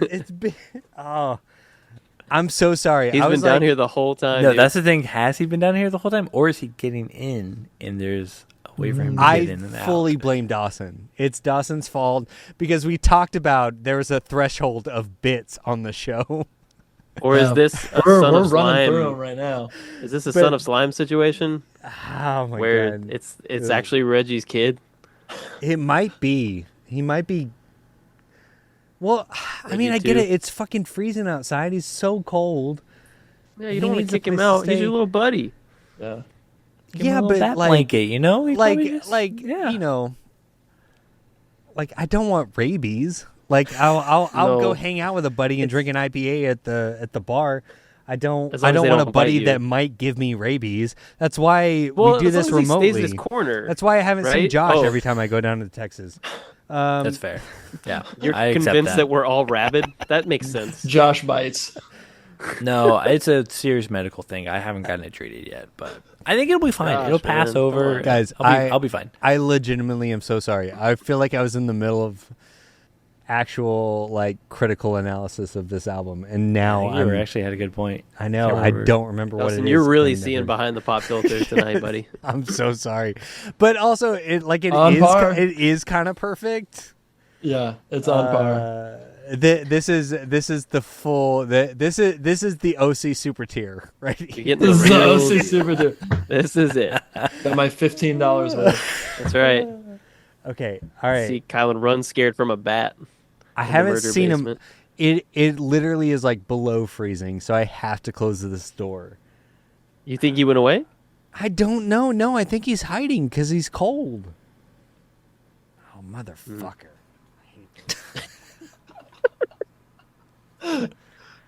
Oh, Kylan. That's really funny. Now, Kylan, anytime something happens, he's gonna just be like looking over. Just gonna be so. Yeah. Kylan will never feel safe in the murder basement ever again. Okay, No. I'm not telling my wife about this. Don't. I won't. Did she never She'll hear ha- about she'll have Reggie to to begin No, with? she knows about You'll have Reggie. to subscribe to the Patreon. Okay, but not Reggie's son, Okay. Reginald. Okay. Reggie Jr. Yeah, Reggie Jr. Reggie J. Okay. Just full disclosure. I'm only gonna half pay attention to the screen because I don't want him to come That's at fair. me. Okay. That's valid. All right. Pedro the Lion. Good I got band. something. Okay. Thank you. Reggie the Bat. Please. I love what we're saying about the really specific personal stories feeling really relevant and universal. Because, like, I feel the feelings he's talking about that he had as a kid, those experiences. I feel those feelings now as an adult.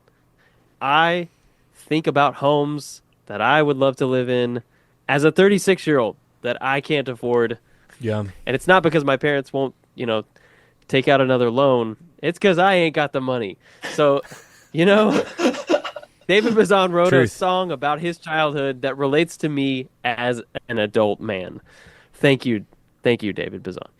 But also, this song is maybe the most or the second most As Cities Burn, Come Now Sleep that Yep. Pedro's ever been. Yeah. Question mark? Especially And I love it. that lead line. Yeah, that's what I'm talking about. And yeah. how it has the kind of like time, like the funky time that the drummer is doing, like the fill it throws you off entirely and kind of breaks you out of the song, but in a good way. Like it makes you really lean in and pay attention to the riff and pause a little bit. It's like they were writing the song and they came up with the riff and maybe it was faster. And then they were like, let's be post-hardcore, but make it slacker. And they slowed it down and just As made it weird Pedro's and Burn. arrhythmic. As Yeah, Pedro's exactly. Mm-hmm. Yeah. The best slowcore, Louisiana's finest slowcore band. Or something. Seattle's finest. Yep. Core band. Yeah, exactly. There's a moment where he says in the second verse, I think, where he says there's like space after he says, I want to not be lonely. And it feels like there should be another line there. And you're like kind of like sitting there waiting for it to happen. And it makes you like feel lonely. And you're like, oh, that's like you said, TJ, adding additional layers to make the lyrics like hit. Yeah. Hit, yes. All you have to comfort you is the one guitar line, and we've talked about how like his production is so stripped back. So it's like all you have is that this doesn't one do really much. stripped back guitar Like, line. So it almost makes you Just feel me lonely with my thoughts Yes, and this one it guitar. accentuates the loneliness. Uh-huh.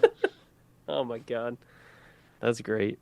Yeah, I do like though that in this moment, right? He's we had the kind of like the powerful taboo or the cleanup of like bringing the Sunday school kind of energy, right? So we had sunrise earlier. Then we had like Sunday morning church, Right. Sunday school, learning about cleaning up and taboos. And then we're going after church. He says it specifically, right? Mm-hmm. In the afternoon, we're going to tour the model home. And so he's moving us through a sequence of the day Right. and also like the day of one's life and using that like, time of day to equate with maturity or Right. growth or so, change. So, do you think that the concept of this album like takes place over the course of one day, like Yes. the day before moving, right? Because it ends on them basically like moving away, and then this is maybe like Maybe so. like a final day. Penultimate. Yeah. Mhm. Be a heck of a day. Yeah, He's definitely packing in like his whole experience right. and then maybe like slapping it all into the container of a hypothetical day. Right, but And that I mean feels that, pretty cool. and it feels really like cinematic, which is, Yes. is like part and parcel with this entire album. Like that's kind of Yeah. Sure. the whole thing. So Yeah. It kind of I'm blanking on the name, but what's the Spielberg movie about his life? the Fablemans. The Fablemans. Fablemans. Thank you. It feels like the Fablemans a little bit, Mm-hmm. Yeah. But like for him, it's like like modes of transportation and music as his like sort of points of fixation, as opposed Right. to being a filmmaker. But it does feel like very fittingly cinematic and like a storyteller. Yeah. All right, guys. Before I become rabid, let's move on to track number 6, Piano Bench.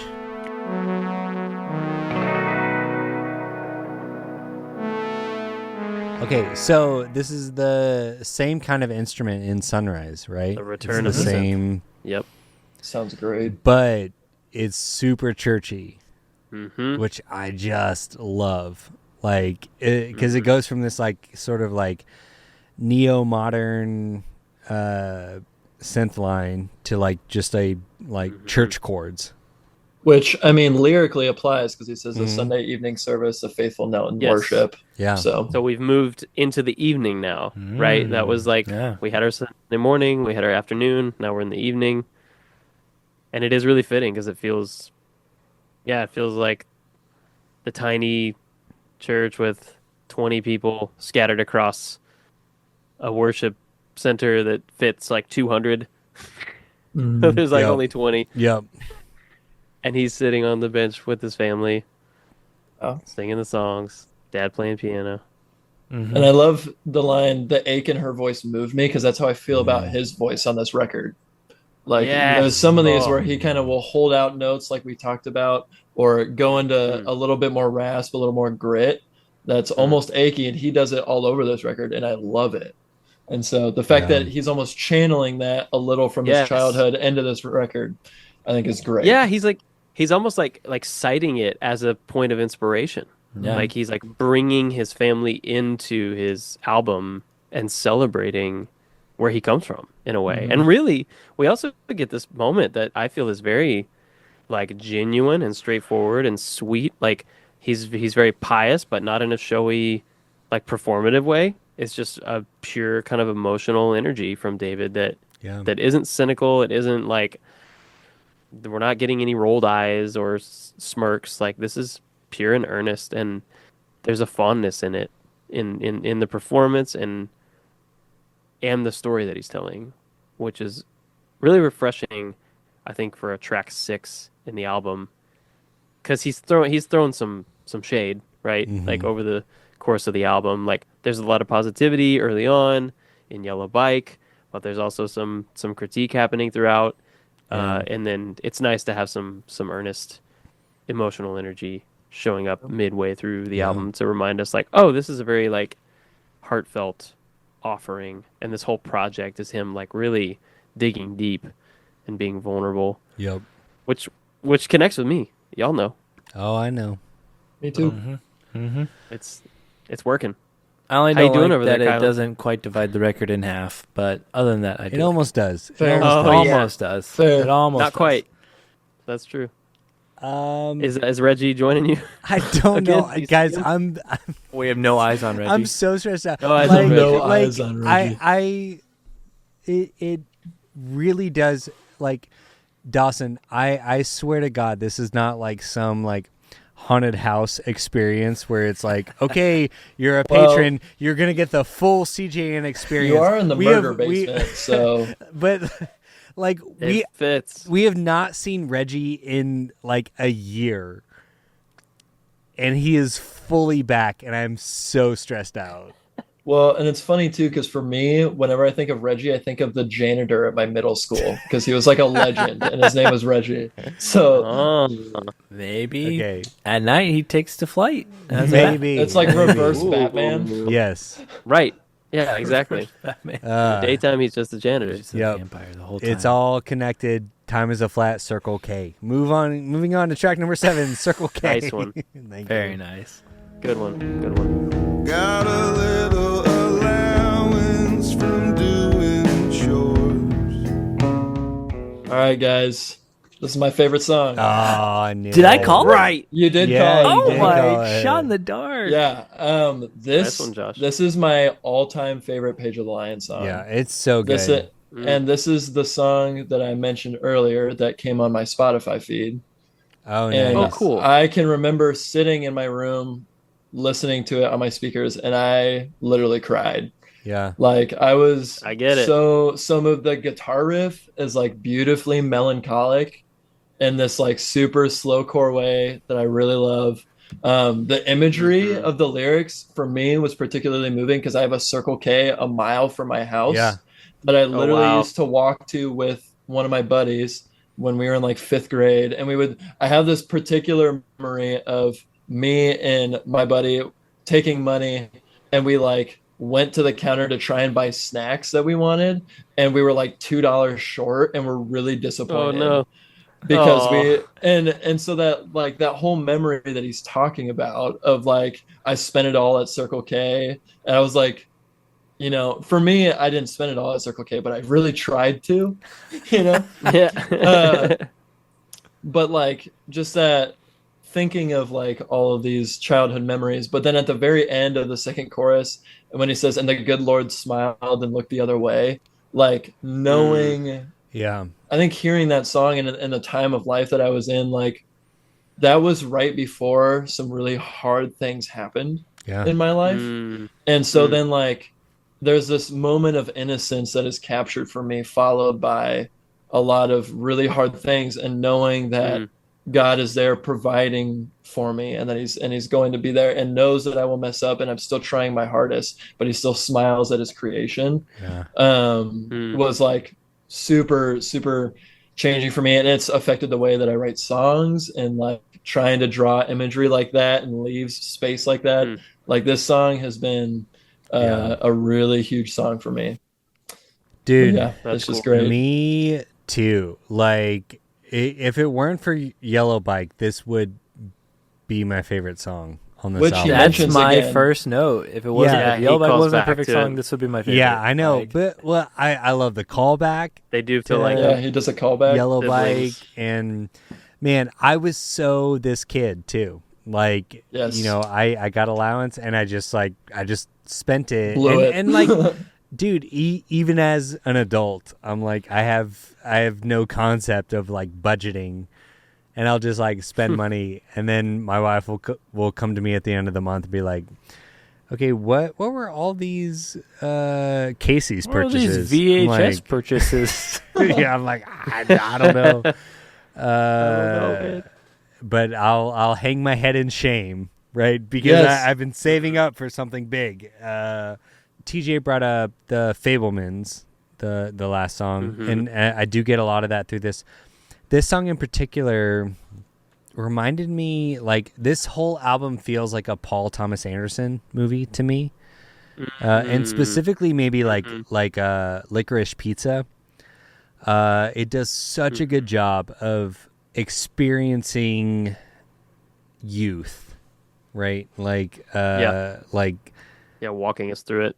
in a way that like you're looking back, you're reflective, you're nostalgic, but you're not judgmental, right? It's just like, oh yes, we've all Just a been neutral through witness. this, and then kind of Right. letting everyone like bring their own experiences to it. For sure. Mm-hmm. Yeah, man, this song hit me like really hard. It's so It was- good. Yeah. Yeah, that's great. Yeah.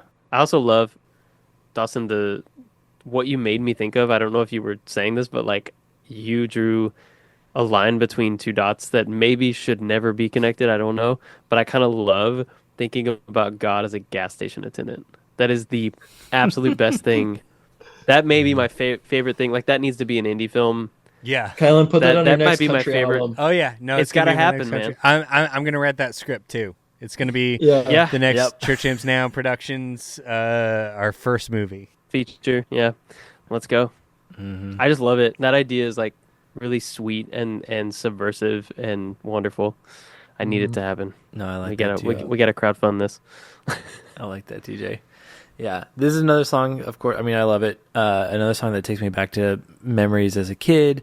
But also, like y'all know, I love some tremolo on guitar, and this is no exception. And then I like the way that Dave's bass playing against the very sparse, picked, arpeggiated guitars.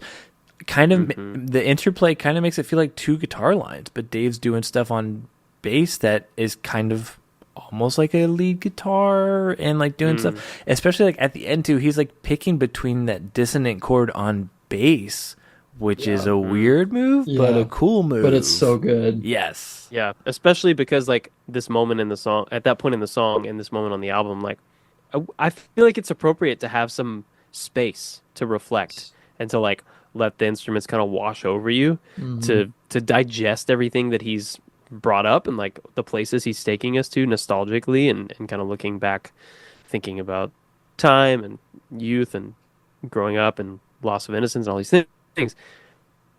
And he makes the weirdest choices to give us the background in which to do that, Josh. But like, it's so good. It is very bizarre that he chose to do that with the bass, but I think it's a really creative choice. I think any shoegaze fan, this is going to be their favorite Pedro album because of all the weird instrumental choices and so much space and letting the guitar talk. So my inner shoegaze fandom loves this song instrumentally. Okay, so Josh is your real uncle, right? Pretty much. That's what we're well, learning. my top two artists this year were Pedro and then Starflyer. So nice. Come on. All right. I love but it. I have a really cool tie with Circle K in a later song. Ooh, So we'll get to a fun. note. It's one that's really random and like it's a pretty cool Sweet. one. All right. I'm gonna give this over to Josh, my quietest friend. Okay, I can introduce this song. My quietest friend, Josh. Track 8. Josh, hey, Quietest friend. Yeah. can anyone hear us? No one can hear us, right? It's just you and me. Just you and me are so quiet. Okay, I don't know what you're saying. Okay. I actually can't hear him. Oh, perfect. Yeah, I can't hear Josh.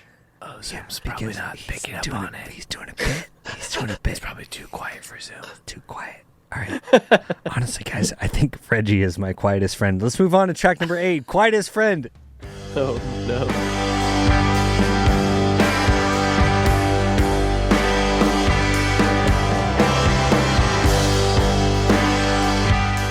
Great drum fill into it. Okay. It is great. My biggest note on this is the drums. All crash all the time. This entire song. Just It's the only Wailing one on on it, the man. album that it's fully just crashes. Yep. And I love It's it. great. Yeah. Well, it's like, I love how big and bombastic it is, which it's not Yes. really, but it is for like a Pedro song. But yeah, just Yep. all crash all the time. Lyrically, this is Yeah. my favorite song off the album. Why? Dawson, I would love Were you- to hear more about that. Yeah. Were you a So- bully? Let's talk about it. Well, so here's the funny thing is in two ways, like I connect with the song on two levels because in middle school, I like kind of was Yeah. a bully. And then in high school, I like kind of lost all my friends and then was flipped on the other side. And then I was the quietest friend.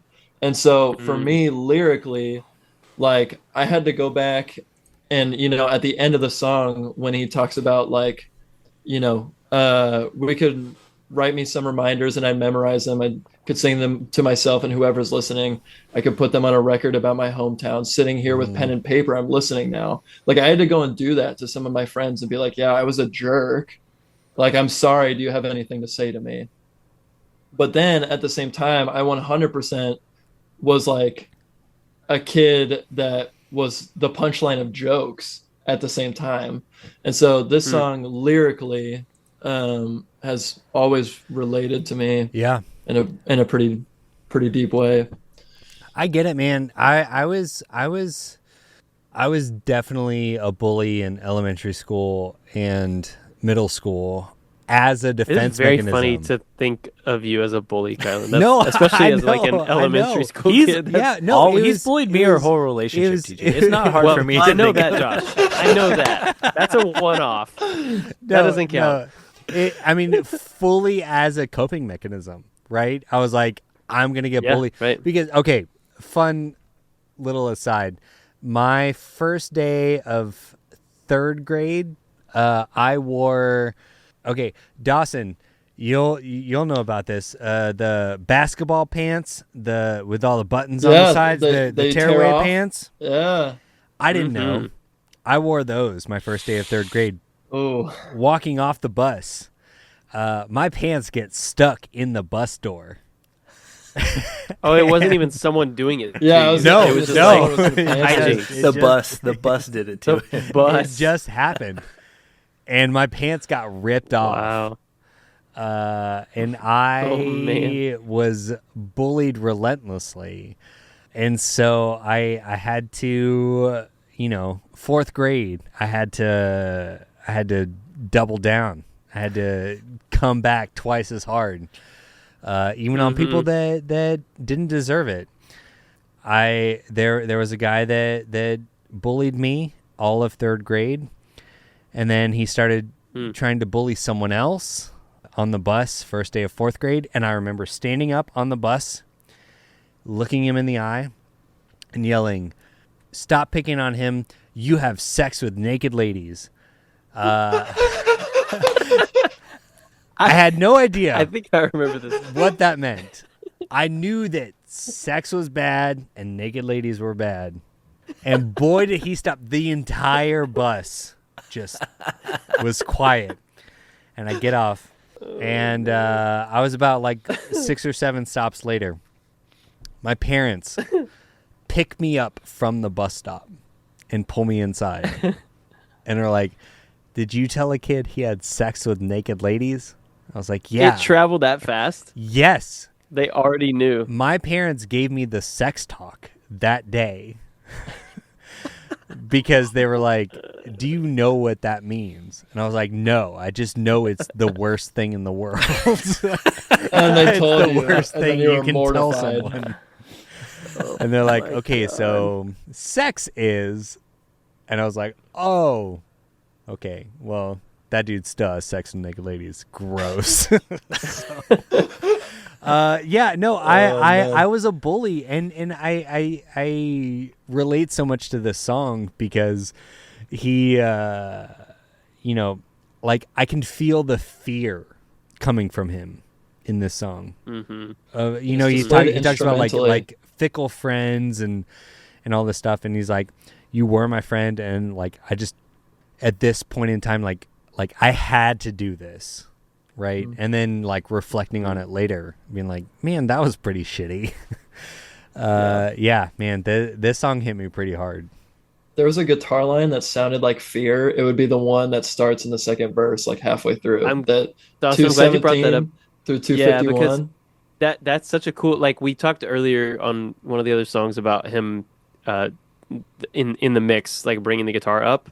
He does it again here, and it's so effective. And I don't know if it's fear or if it's like the voice of the person being the bully and how like scary that can be to the other person, because it's very dissonant and it's very chaotic, and it like starts getting in the way of everything else happening in the song. Yeah. But either way you interpret it, like it doesn't matter. It's the main thing that your brain latches onto, and it's such a visceral way to like musically translate that experience, right? Like into a song. Yep. It's such a cool choice. Hmm. I was very taken with that like production choice. Yeah. Because it is, yeah, it's a really it's a personal song, it's a heavy song. Josh, you said you thought this might be my favorite, right? I did guess that, yes. Okay. Did go on record. So we can get into that if we want. Yeah, let's do it. Okay. I think that means Josh is wrong, right? It's not. Here's why. I'm Close. very conflicted about this song because when I think about songwriting, where I'm at now is that I think songwriting is powerful, and I think it's important no matter what form it comes in or what context it's happening in. And I think I'm challenged as a listener to really like this song as a story song that I don't get full access to in regard to the details. So it's one of those things where like as a tool for processing or connecting with someone and like a personal apology, as a work of art even, it's great. It's worth making. For the rest of us, it kind of makes me feel like a voyeur. It kind of feels a little virtue signally or like almost like public martyr. Like he's putting on display, "Hey guys, I was a bully, man. I sucked. But I'm better now. I'm sorry." And so like I don't know that's, and I don't think that's what's happening, right? Like I've seen David live. Like, I understand who he is. So to be clear, don't take my words out of context here. I'm not saying that's what's happening legitimately. But if someone were to just hear this song and to not have the context, to not know David, to not understand maybe the context of this album, and know that it's like part of the pains of growing up, or like reflecting on a home and all the complexity that comes with like relationships when you're a kid and learning how to not be an asshole to kids around you. If you didn't know all of that, it's a hard sort of headspace to access as a listener for me, like as I'm thinking about somebody who might just be coming in blind, right? And so like when I think about songwriting, I like to think about the songs as works on their own and also in context with a greater work that they exist inside of. So that's why I say, Josh, I'm conflicted, because understanding the context of what David's doing on this album, totally get it. Not knowing all the details again makes me a little conflicted, because it's like if I got the full story, I feel like I'd be able to access a little bit of his position and his like where he's at on a heart level, and I would also really empathize with the quietest friend that he's speaking to, and I would like connect a little more with the relationship there.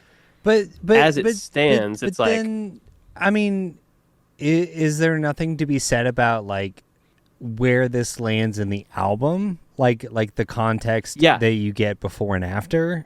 Yeah, and that's why like that's on the prose side of like why it does work for me. Like, right. So like it works in that on that level. It's if I separate it out from everything, and if I don't know who David is as a person and all that kind of extra stuff. It's a little hypothetical, but like thinking about songwriting both in context with the greater work and also on its own, like a song on its own, I'm very stuck. Ultimately, I come down liking the song a lot, and I think it really is powerful. Like in my notes, I was like, this is probably a really cathartic and difficult song for David, and that makes me respect the hell out of him for writing it and for putting it on a record. Like I think it's very brave. So I do want to make that very clear. Like I'm not coming at it with a lot of shade or like trying to critique it, but it's just kind of a little, I tend to feel a little voyeuristic and squirmy when I'm like, oh, like, could he have just written this person? You know what I mean? Or like reached out to them. Maybe he can't. Maybe that line of communication has been cut, and this is his way of like being like, hey, I really messed up and I'm sorry.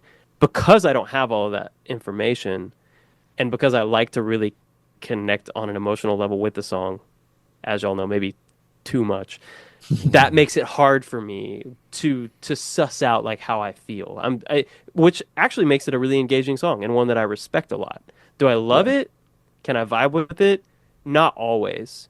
But do I respect it, and do I think it's a great song? Yeah. I think what It's helps very me I think what helps me is that like he's not saying that he's like totally better. Like he's just saying True. like the chorus is now I understand you, I hurt, or now I understand I hurt you again, my quietest friend. And at the end, he's not saying that he's like that he's done better. He's just saying now I'm listening to you. Like I want to hear what you have to say. And so I think for me, like him as a songwriter taking ownership with his actions is what's able to and also him making it where it's directly him personally, because he's saying I could sing them to myself and whoever's listening, but whoever could be anybody. Like he doesn't care about whoever it is, you know. But the himself is what comes first, and all of this, you know, putting them on a record about my hometown, whatever. But the primary thing, and the thing that he ends it with, is that he's sitting there with a pen and paper and he's listening now. And so like and even now, like I saw him this summer and he changed the line from 30 years to 40 years, because now it's been 6 years since this album has came out, and he still plays it almost, you know, I've seen him twice and he played it both times. So I'm pretty sure this is a pretty regular song that he plays, and so that makes me wonder if he almost like is still grieving this loss of a friendship, and he's changed the lyrics to 40 years because you know it's still keeping it personal with him, you know, as he's still touring and playing the song. No, yeah, I'm glad you brought that up, Dawson, because I do appreciate where he lands with it ultimately, and it is very grounded. It's not like he's not trying to pat himself on the back or anything like that, and it does feel very much like a meditation or a reflection for himself, and that makes it probably a really compelling song to see live because I'm sure It's very he's powerful. Yeah. really putting himself out there. Yeah. You know, so yeah, full respect. I just didn't vibe with it. Yeah. It's No, like I get respect that. it. I get that. Yeah, yeah. But I compared to some other songs that we'll get to. Yeah. So, but it was a good guess, Josh, because clearly I thought, yeah, engaged I thought it was with the the material. material. engage with the Ah, material. there I you thought go. it was Sorry. that last like stanza was gonna get you because I'm like, Yeah. that feels so TJ. Like sitting here with pen and paper, I'm listening now. Like I'm like, that's TJ right there. Yeah. But I do So like how it- fourth wall that is true. breaky it gets in that too. Like I could put on a record about my hometown. Like that's the record I'm listening to, Dave. Like Yeah. It's no, I did really appreciate that. There's a tiny wink inside a very serious song, which is cool. yeah. This is a Dawson Pedro the Lion Bop 10 or song. So Oh, cool. Nice. mhm. There you Moving go. on. Love it. All right, guys, let's move on to track number 9, Tracing the Grid. New phone on the seat. Fancy rental car. Okay. Does Can anyone y'all know what this Oh, one's sorry. about? A map. Got it. Thank you. Yep. Come on. Solved. I Okay. love the open hi-hat hits. Yeah. Those are really rad. Yeah. Okay, so So spacious. TJ, my headcanon is Yep. is that they had made, like, the family had made trips out to where they're like going to move, Mm-hmm. and he maybe like had that map available to him, and so he's just like you know, like you have this move that is like such a huge part of your life, and you're sort of anticipating it, and so you're doing the thing of like tracing that map over and over again, because like as a kid, like how else do you process like these major changes? And so that's how I read it. It's a lot better than what I thought. What do you think? I like But it. it always reminds me of Tron because like the vehicles with the line behind Oh, it. yeah. That's always just what I imagine. Is they're just driving and the line is That's like going great. around. Yeah. I like that too. Well, I like also Tron. I was going to ask a question because I feel like this we jump in the story here because Yeah. first verse, now Dave's an adult driving in a rental car around Phoenix, and he's like, oh yeah, I remember we used to take these roads to get back to like my old house, and Hilda, which is his grandma, I believe that's his grandma's name, because he mentioned I was name gonna drops ask her about in that. yes, Thank he you, name Josh. drops her in Leaving the Valley too. It is. Right. And so that's what I think it's about, is like now as an adult revisiting these and like finding the way back home, that I always thought this way tracing the grid would be to get back home. It's interesting though that of like now that we jump in, which we kind of got, which I think it does kind of follow, because at the very end of Quietest Friend, Dave is talking about sitting here with pen and paper about the record about my hometown. He becomes an Right. adult, and so now he is an adult in this song too. Looking Right. back, It's like in real time. We Yeah. jump to real time. yeah, which is different than we have on the two following records, where it's all narrative and staying in like as a kid, and like he doesn't get any of these like, oh, when I'm in Havasu older, me look looking back. back on this, it's like all Right. like I'm in Havasu, Right. I'm in Santa Cruz. So it's interesting that like we get this jump now. Maybe like Dave was like, oh, I think the records will be like this, and then the other two happened that way. So that as we continue for the next couple songs, because the next couple songs I think follow that, they kind of stick out a little bit. We like time jump here. Okay. So that's Yeah, what's a no, little I interesting to like me. that. That makes sense. Rhyming the word incandescent is pretty impressive. Yeah. It is, yeah. It's just Solid stupid. writing. This one's not one of my faves, but the chorus is very catchy. So it's always gets stuck in my head. I also feel like that outro's pretty solid because, like, even just on a sort of phonetic and rhythmic cadence level, like, someone is calling, 2 syllables, right? Calling. Someone is following. We get like a polyrhythm. Following. Someone is finally listening. So double polyrhythm. and we have the F like following, finally, calling, following, finale. Like there's a lot of like really clever repeated ideas or evolutions on an idea in a very terse moment at the very end of the song that kind of buttons it all up, which I thought was pretty cool. Controversial take. It's a good album. You know Dang it. right. Does Reggie think so? I don't know. Dude, why? Come on, man. I finally forgot about it. Sorry. I saw you look over a couple times. I'm like, oh, is he there? But Yeah, man, I'm so stressed. I'm like legitimately stressed. Reggie is the coolest. Like we are best friends. yeah, just I hype him also up. don't want him to give me rabies. Yep. Don't totally trust him. The fine line. He's Yeah. that cool friend that like flies in from New York. That's a really good time, but you're also like, what do you get up to when you're on your own, man? No, There's I a know. reason you're in New York. I know.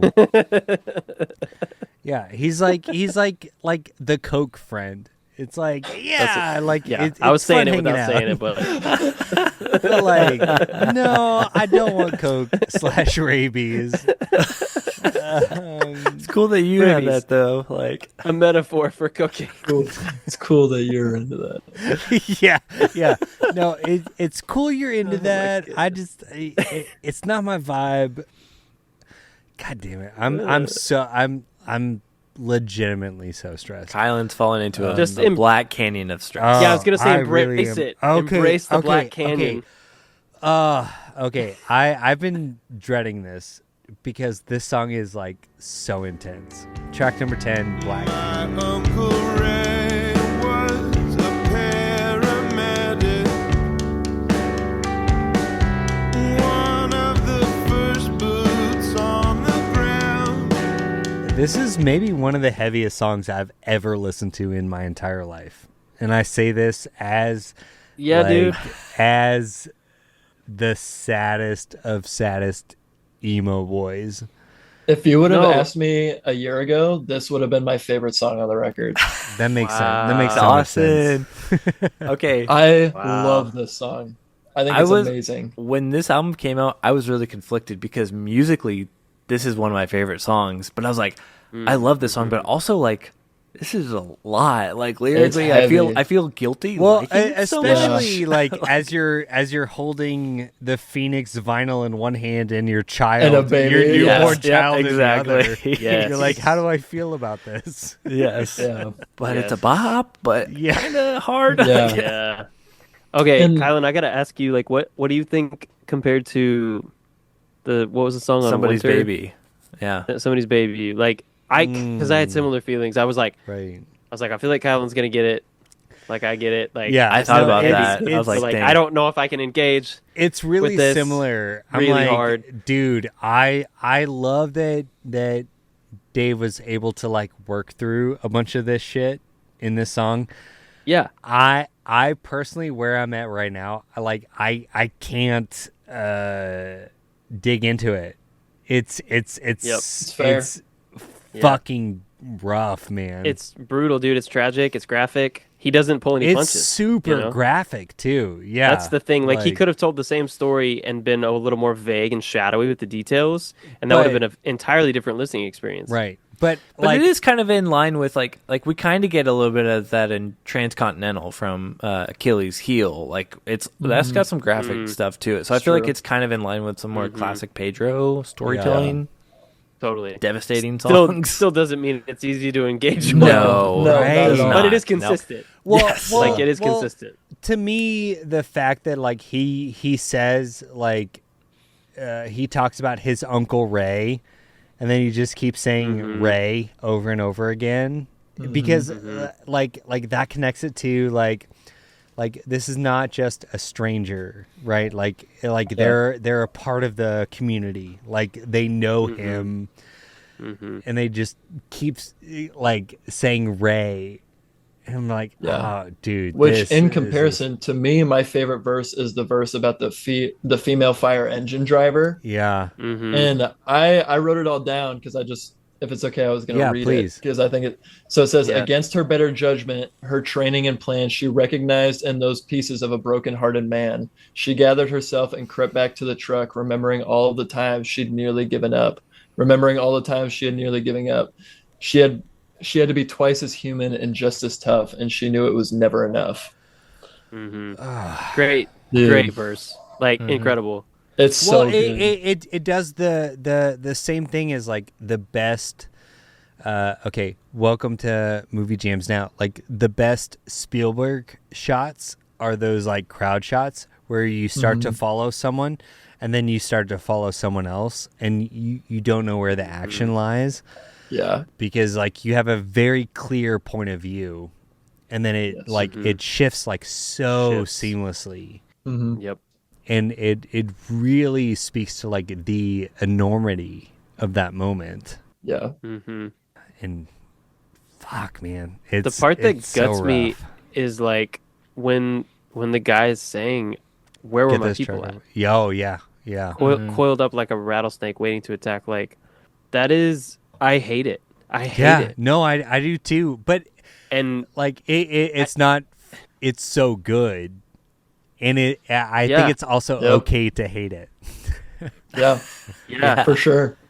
and like I guess like where I land too, or like one of the layers to this, to how I relate to this song is, I'm a little irritated. Like I'm not, I don't actually take issue with this, but like on a narrative level, right? Like I respect if you zoom out and just like think of him writing a song and telling a story and trying to just be authentic and kind of do his due diligence to respect the facts of the story, like, and think about his uncle and try to represent him well. I feel like he's doing a great job of all of that. So to be clear, 10 out of 10, full respect for that. And on a narrative level, more like linear, I'm a little irritated. You're talking about Spielberg and stuff, and like I'm thinking about Arc, and I'm a little irritated that Ray gets the focus at the end, because not that doesn't matter, because that line at the end about sharing your stories, because if you carry them alone, like you're in hell. Well, I'm butchering the words, but like essentially lightening the load by sharing the load with others. So for Ray's sake, I get it, and that's cool. But what about the guy? Like, what about the guy? I'm just left thinking, like, he sort of feels like a plot device at the end of the song, because he's focusing on Ray and his, you know what, like, to tortured push headspace. back on that a little bit of like, this entire album is such like a personal experience, like totally. And that's why, It- like, when I zoom out and think about David, I'm like, Right. totally with it. yeah, it's not an So- album about that guy. No. And Again, this as- is me drilling down yes, to the yeah. on a linear But, like- level with the like- song and the like- narrative. I'm like, As much as that sucks, and Yeah. I But, I fully mean, understand, it's not really his story from Dave's perspective. right. Like, And I because mean, what Dave, in the story could that, like, what resolution could that guy have in this? Like, there really isn't. and that's why any. I'm like, why did you tell me the story in the first place? I mean, it's impactful. Like, It is. Yeah. No, completely. Yes. I love it, and and I'm he mad gives about you it. the takeaway Right. of it. Yeah, though. Like, yeah. it's not just At like, the here, I'm same just time. leaving this with you. Try to figure something out. Like, he's giving you the Yeah. takeaway, and it's Totally. a devastating way to do it. But I mean, it is very impactful because he Yeah, does it that way. works. Yeah, it like hammers it home. It is impactful. That's the right word. And Yeah. Well, and I think devastating. you get like, because I feel like you get like with that last line of tell them your stories, because you get that we heard this from Ray, so we know that Ray has done that and has shared his stories. But then I feel like Totally. you're also like, okay, now is the female fire engine driver, is she going to do that? So she's not like, I recognize in myself in this guy, and then you're like, okay, is she going to do that now? Like, I feel and like the you friend get- with the gallows joke. yes, Yeah, yeah. like are they going to sort of unburden? Yeah, no, it's totally true. My sweet little baby boy empath heart is just like, but what about the guy? But what about the Yeah. guy? yeah. And Well, I can't let go That's of that. I valid. can't get past Like, it. And I think get it. for- And it is all of those things too, Josh. I And- fully agree. And I think for my little sweet boy empath heart, I like this song too because it's also showing how much hurt there is for the female driver and for Ray, because that's something that they work those jobs and they Right. understand what those jobs come to. But there's, you ask people who have like, who work on ambulances and stuff like that. Like there's always like a couple that'll stick with them, Right. and will affect the way that they think about it. And that's why this song connects with me so personally, because my dad doesn't work on ambulance, but he works on the railroad. And so like there's a lot of accidents that are of this nature that happen on the railroad and that my dad has seen. And so there's actually been times where like in this song I'm David and my dad was Uncle Ray. And so like Right.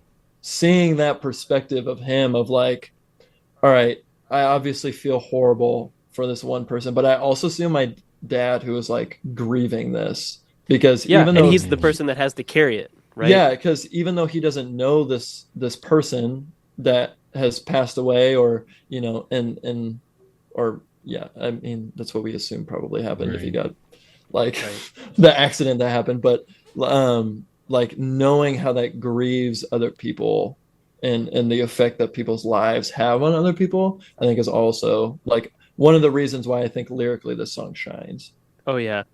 No, and it makes that point. It really drives it home to both of your points, Josh and Dawson. Like I fully sort of embrace that in a way as a listener, and I'm also just like, ah. Oh, for It's- sure. Oh yeah. But no, that's really cool, Dawson. Like I get why like this album is a great album to be covering with you. There's so much like personal overlap. Yeah. So I'm just like stoked that we're getting to go through it with you. Yeah. I also think we have a cool moment of like darker themes entering in a way that really fits with the concept record, right? Because we're at track 9 and we're getting some heavy stuff, and we're like leaving the innocent, even like the teenage kind of like glimmer of hope and optimism. Like we're kind of like turning a corner away from that, Yeah. like 0 to 60, like fully embracing like the darkness of life, or acknowledging at least like some of these darker themes. And I think instrumentally he shows that too. Like in the verses, it's just that bending guitar note, Yeah. like the whole Oh, time. man. And then at the end with the vocal harmony chaos to like end the song. It's so good. Yes. It's Yeah. so good. Which musically are all reasons why I love it so much. 'Cause, Yes, exactly. Yeah. Paired against the heavy material. Yeah. My one beef with this song, though, kind of what I talked about a little bit earlier, we kind of get, this is coming from Ray's perspective, which I think following Tracing the Grid works because they talked about aunts and uncles talking so animatedly at Hilda's table, presumably. But this is the only song in the trilogy, because Tracing the Grid still, even though we've jumped to Dave as an adult now, which we haven't done in the other 2 records, this is the only song that isn't about Dave, other than it being a story that he's heard from his family. So it's not from Dave's perspective at all. We're like the rest of the songs from this record and from Havasu and Santa Cruz are all from Dave's perspective, and those records are chronological too. So this song does kind of stand out in that, to where it's like we've kind of left the narrative a little bit. It obviously still ties in, but not as directly as all the other songs on the records do. So it is interesting about that. Like, Part of me Yeah. wonders then too, like how impactful was the story being told to David on his actual life? If this is like yeah. his one-off that he does in like his trilogy so far, Totally. like It had I to be a wonder- big yeah, it had to deal be a for pretty them. big Yeah. deal, yeah. But And it's also interesting, like, seeing, like, this was the first record, and then maybe, like, as he got into doing the next 2 records, he's like, oh, I'm not going to do songs like that. I'm going to do songs that are more from my POV. yeah, Or we'll see. Maybe we'll see what we get on records 4 and 5. But, yeah, it's just interesting because it does stand out as where we stand now in the pentology. Ooh, I like that Ooh, nice. that term. I did learn that word for this episode. Oh. Yeah, all right, Josh, you're back. course. You're back. You did enough etymological research to be Ooh, back. yeah. Okay, guys, let's move on to track number 11, My Phoenix.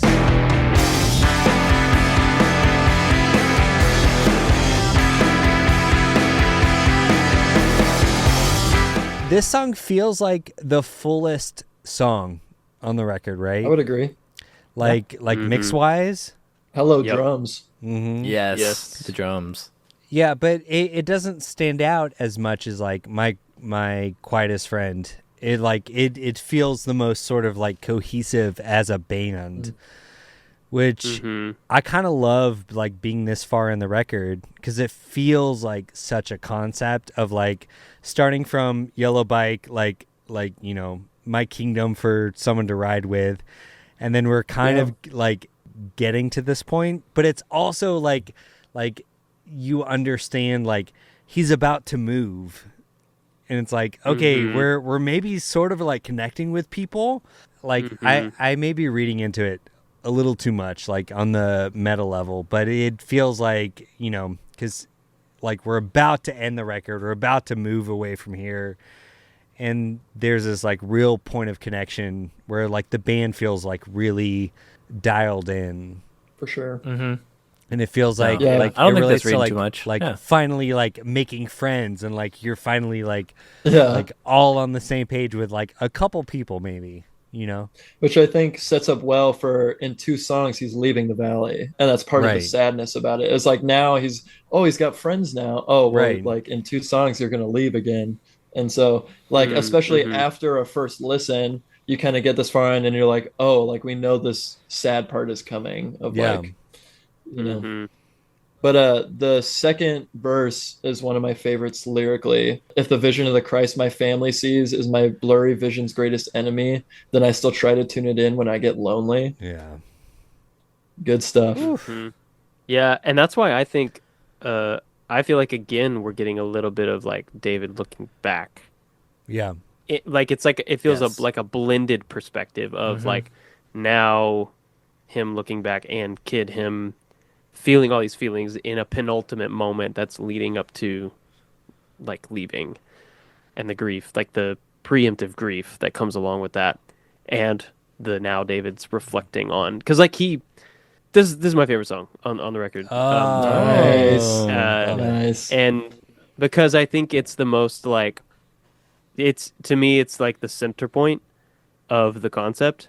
It's him addressing the city right directly and really relating with it and trying to connect with it, and also it's a little bit of a critique and like an investigation and an interrogation, like when he talks about the flag and like if this if your vision of the Christ is my vision's worst enemy, like he's kind of just he's acknowledging and embracing the paradoxical nature of life. It's a layered example of him like getting in tune with the complexity of life and looking back on past seasons and seeing the issues that maybe he didn't see as a kid but now he's seeing as an adult.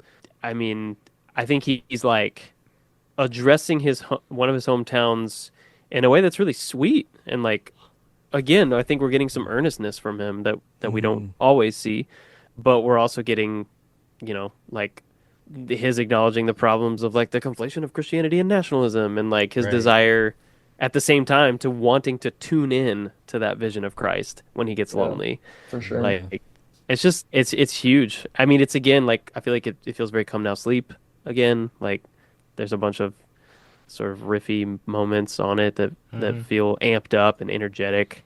There's the anthemic chorus. The drums threw me on the chorus. I don't know about y'all, but like the fact that he again does this like sneaky thing where the chorus starts on like beat 3 of the bar before the instruments catch up and take us into the chorus section. Right. Which is so weird. And then the snare is on 1 and 3 instead of 2 and 4. So it's like all kinds of off kilter, but that's also what makes you like lean into it and get excited about it. Yeah, exactly. The song just brings it, man. And the fills at the end. Again, it feels the most direct. Oh my God, the fills. He's going off. Chef's kiss. Chef's kiss. It's a banger, man. Oh, and yeah, whether high and lifted up or dust becoming dust, somehow I'm still in love. Yeah. Amazing. And That's I'm my not favorite even lyric. mad about him making the "My Phoenix Will Rise" cliche. Like it feels obligatory. Like you had to, Dave. So I'm like, Right. Yeah. Yes. yeah. I It's don't gotta fault go you for somewhere. it. I don't fault you for it. It feels earned at this point. It does. Yeah. Yeah. It does. I Yep. agree. Because he genuinely wants it. He's like, I want to feel warm and like connected and safe here. I want to have like that childhood innocence back, right? And like the rebirth that comes with the phoenix coming out of the ashes. You buy it. At least I do. I believe For him. sure. Yep. Shout out to my mom who got a Phoenix back tattoo in 2019 without knowing this Sick. record existed. Oh, Oh, that's awesome. So that always She makes was me right laugh. in tune. Has with she it. listened to it? Yeah, since? I mean, I showed it to her, and it reminds me. The Awesome. song reminds me of my mom every time, even though lyrically it has Oh, nothing to that's do with cool. her. But I love that. yeah, sweet. Man, cool mom. I know. Her next, I know what her next I have, tattoo can I be. have, I have great parents. You do. Dawson, you're okay. Next time, invite your parents. And Well, they went. I think I told you guys they went to that Under Oath show with me right. in November. Mhm. Oh, Yeah. yeah. You have They're cool not parents. Under Oath fans, but they enjoyed themselves. Are they going to listen to this, by the way? Probably on my Patreon account. I bet. Oh, well, no. No, I'm just no. kidding. That's I'll make not them. okay. No, I'm no. gonna make them. No. I'm gonna like be like, $3 no, Dad. or more. I know my listen to dad your- has Patreon, so I'm gonna make him pay. Yeah, he better. man. He better. Yep. Okay, track number 12, All Seeing Eye. The only sky. More headcanon from me. Mm. Have you guys heard of this guy, Sauron? No. Okay. Should I have? Yeah, it's Voldemort? it's gonna blow your mind. Okay. There's this book, The Hobbit. And there's Order of the this- Tucson? There's this guy Sorry. in it who's got a big ol' eye that like sees Like- everything. Like on his forehead or something? Probably. It's like a cyclops. And this song Yeah. is probably about him, right? Oh, okay. Yeah. Yeah. I mean, Probably, I don't know yeah. enough about that story, but Listen, I think that works. I can't fill the TJ space. I try. This is my best attempt. You're doing great, bud. Thank you. Okay, I do love that this song is called All Seeing Eye. Because, like, for me specifically, you know, once again, it goes back to that, like, specificity of the moment with, like, you know, you're able to bring your own interpretations.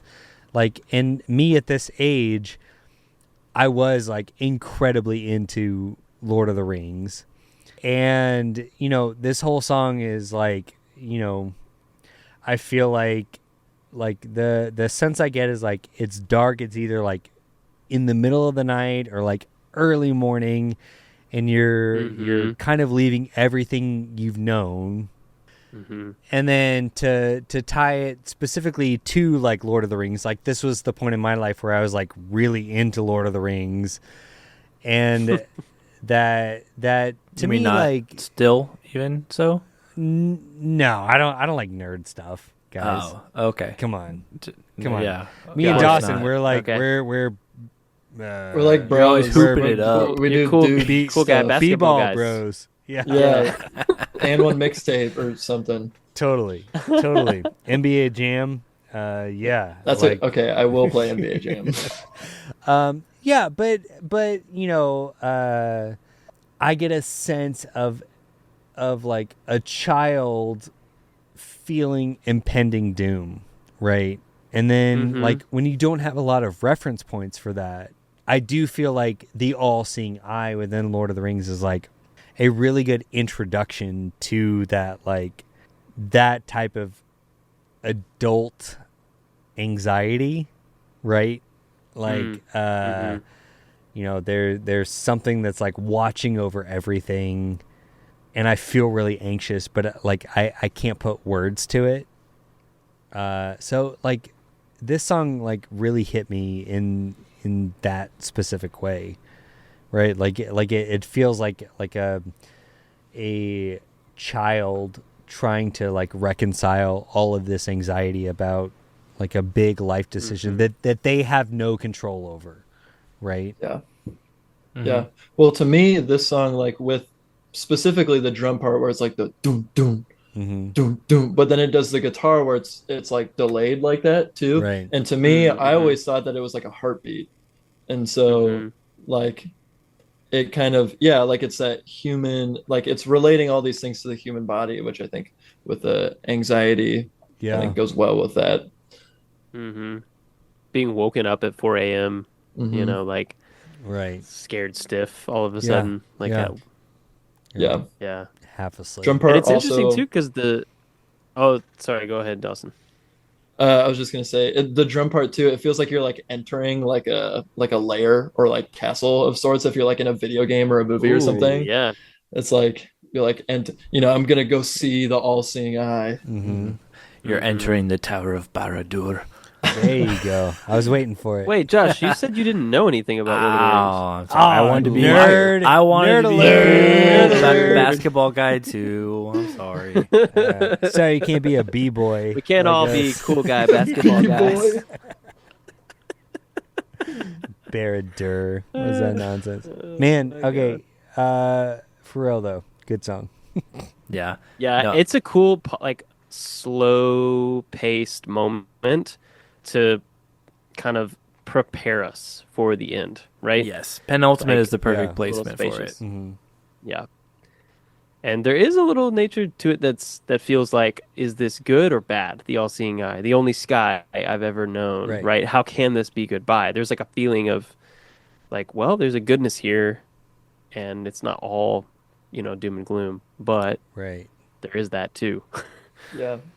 And I think it can show like that naivety of being a child. Like Yeah. it is all you know, and so you're just like kind of wondering, all right, well, we'll see how this goes, I guess. Yeah. Yep. Yeah. All right, gentlemen. It comes down to this. Much like we are leaving this album, we are going to be leaving the valley. I'm sorry. No. I'll fix that in post. Say it ain't so. Hey, Weezer. Track number 13, Leaving the Valley. Valley in a U-Haul loaded down. Okay, so this again kind of ties back to Sunrise for me, right? Like if the last track was like you're leaving in the middle of the night, it's dark, and now it's like you've kind of woken up a little bit, and like the sun is kind of coming up, and you're starting to like process Yeah. all of this. It's like the full 24-hour cycle. Like Yeah. we come back to the early morning. I like that. Yeah. The chorus of the song is one of the strongest on this record, in my opinion. Yeah, I mean, he's certainly wearing his Dylan on his sleeve. And Yeah. and when and then he says stop, and then like everything does stop, like the drum hit, they all stop at the same time. It's so great. Uh-huh. I like that he sort of he straight up steals Rolling Stone from Dylan, and then he like takes an idea from Blowing in the Wind, Yes, he does. like and so he's being very overt, but it still feels entirely original. It's not derivative. It's like he's homaging a little bit, and he's also making those songwriting devices that are so well known in like the American songbook at this point. Yeah. He's making them work for his finale, right? Like Yeah. and that feels like he didn't just pick like song 6 to throw that on. He and so it feels very anthemic and iconic. Like he acknowledges his influences, but then he's also saying, Right. I'm using this to tell my story and to write the final chapter on Yeah. this part of the story. Yeah, the Timothy Chalamet of it all. I just saw that movie, man. I will talk. I did too. Oh, okay. I did too. I haven't seen it. Don't talk to me about it. All right, here's my Circle K note again. I'm gonna put it in the chat. Oh, yeah. So at the end of the song, he says, "Oh, Union Hills and 35th Avenue."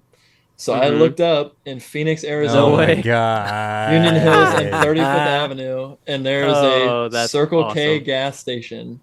Oh, my God. Right Yeah. across from a food mart and a taco place. Uh-huh. So Is that Yeah. the Circle that. K? so that might be the Circle K. Crazy. But yeah, Wow. I think this song One and the also same. sets up super well for Havasu. Oh yeah. It's even though this Mm. song isn't particularly my favorite on the record, it's one that I find myself not coming back to as often. But I think lyrically and thematically, and also instrumentally too. It leads really well into the next record, especially with the like how will you know when you're finally home part of it. Yeah. He's really kind of chopping into that. He's moving all the time, and that loneliness that can bring. I love that that's his like his final thing, right? Because even the way like what he says, his actual last line, just underlines that idea that we don't know. Like, can you go home? Can you ever find home again? When do you know that you're there? Like, landing on a question feels like a totally appropriate way to end an album that doesn't have a follow-up, to be honest, but an even better way to end an album that has a next Four more follow-ups. sequel. Yeah. It's very cool. No, I love when records end on a question. It's very cool. Yeah, if I swung my tassel to the left side of my cap after graduation, will there be no going back? Woo! Good. It's again a specific and personal reference point, but it also is something everyone understands. Right. Yeah. And he doesn't Especially even Dawson. Now that he's graduated he's high 1 year school. removed. Yeah, because I graduated high school a year and a half ago. That's so good. What were you gonna say, Josh? Oh, I think I was gonna say like, but it's also like he's also posing it like completely hypothetically because he doesn't graduate in Phoenix, so he's like he's kind of like this hypothetical life of if he had finished high school there, how would it be versus how his life kind of is as well, which I think is something we all kind of relate to, which is interesting. But yeah, I love ending on a question, and I do like the line, the raindrops on the windshield as the wipers wave a long goodbye. Yeah, the Some whole great song is, personification there. very cinematic. Yeah. And right before Like he we've mentions been saying. model homes again, Yes. Little Yeah. callback Oh there. yeah, right. the callback. Nice. And how many canyons will you run? Like there's a White couple. Canyon. He mentions his grandma, like Hilda. Right. That's true, yeah. It comes back. So he Yeah. makes it all quite a back. few. Quite a few. That's really cool. I didn't catch all those. I cut a couple. Dang, Man, he Dave. jam-packed them in there. So Dang. did. Dang, Dave. Dang. Good song. Good album. Okay, guys, we did it. We listened track by track through Phoenix. So it comes down to this. We didn't give Flopper Bop predictions because we're done with that part of the show. We're never doing that again. We'll never do it again. I don't know. I don't fully remember the 2024 wrap up, but it feels like that's where we landed. So, Dawson, what are your thoughts on this album?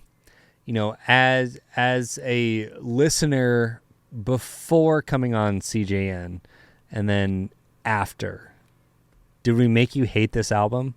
Not at all. Okay, good. Okay, No, That's good. we're That's good. yeah, I mean, like I said, this is a tie for my favorite Pedro record.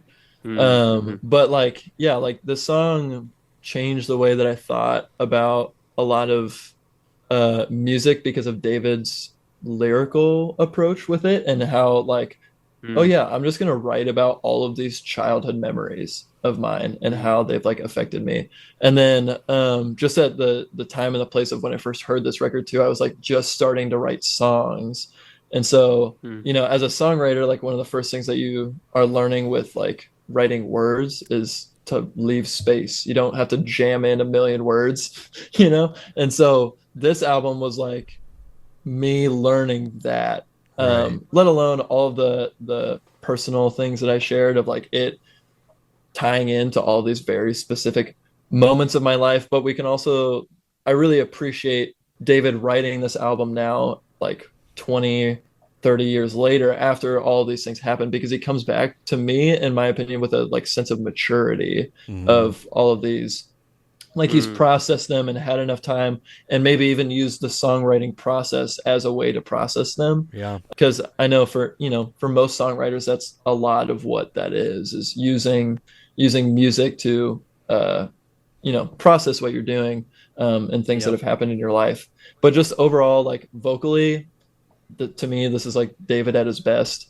And then, instrumentally, it maybe isn't always my favorite sound of David's, but it portrays all of the emotions that I want it to portray with all of the lyrical themes. And so then even if it's not my favorite style, it still hits just as hard because it ties in with the lyrics and everything's well. So yeah, I mean, it's a stone cold bop. One of my all-time favorite records. I love this album. Let's go. Nice. I love it. Also, okay, I'm just gonna place this here as an artifact. 20 years from now, Dawson, will let's all come back and see how you feel about this album. Well, and I was going to say that about Yeah. my origin story. You asked about my origin. I'm in my origin story. That's still true. like right now. Yes. So I was like, I need to come back. For Good on you CJN. for recognizing Yes, that. you're That's so I was like- self-aware. It's I need to come back for like another CJN episode. right. in 20 No, years no, and we're gonna do an update. like 20 years from now. We're gonna have a Church Where James are they Now now? Look back. reboot. Right, Reboot, it's gonna yeah. be like the Where last season are of they Scrubs. Church Jams now? Yeah, and And- I'm gonna update my origin We're a story. music Yes. podcast teaching people how to music podcasts. Yeah, Yes, exactly. Last season of exactly. Scrubs. Yep. Sweet. Okay, I love it. Stone Cold Bop. Okay, Josh, TJ, what's up? Where are we at? I'll go. I feel like Josh might have We more gotta to go in say. the same order. Yeah. Yeah, you're right. And I tried to cheat the It's system. gonna be but a it didn't work, flop. so It's I'm gonna be just a flop, and then embracing it. Stone Cold. No, flop. dude.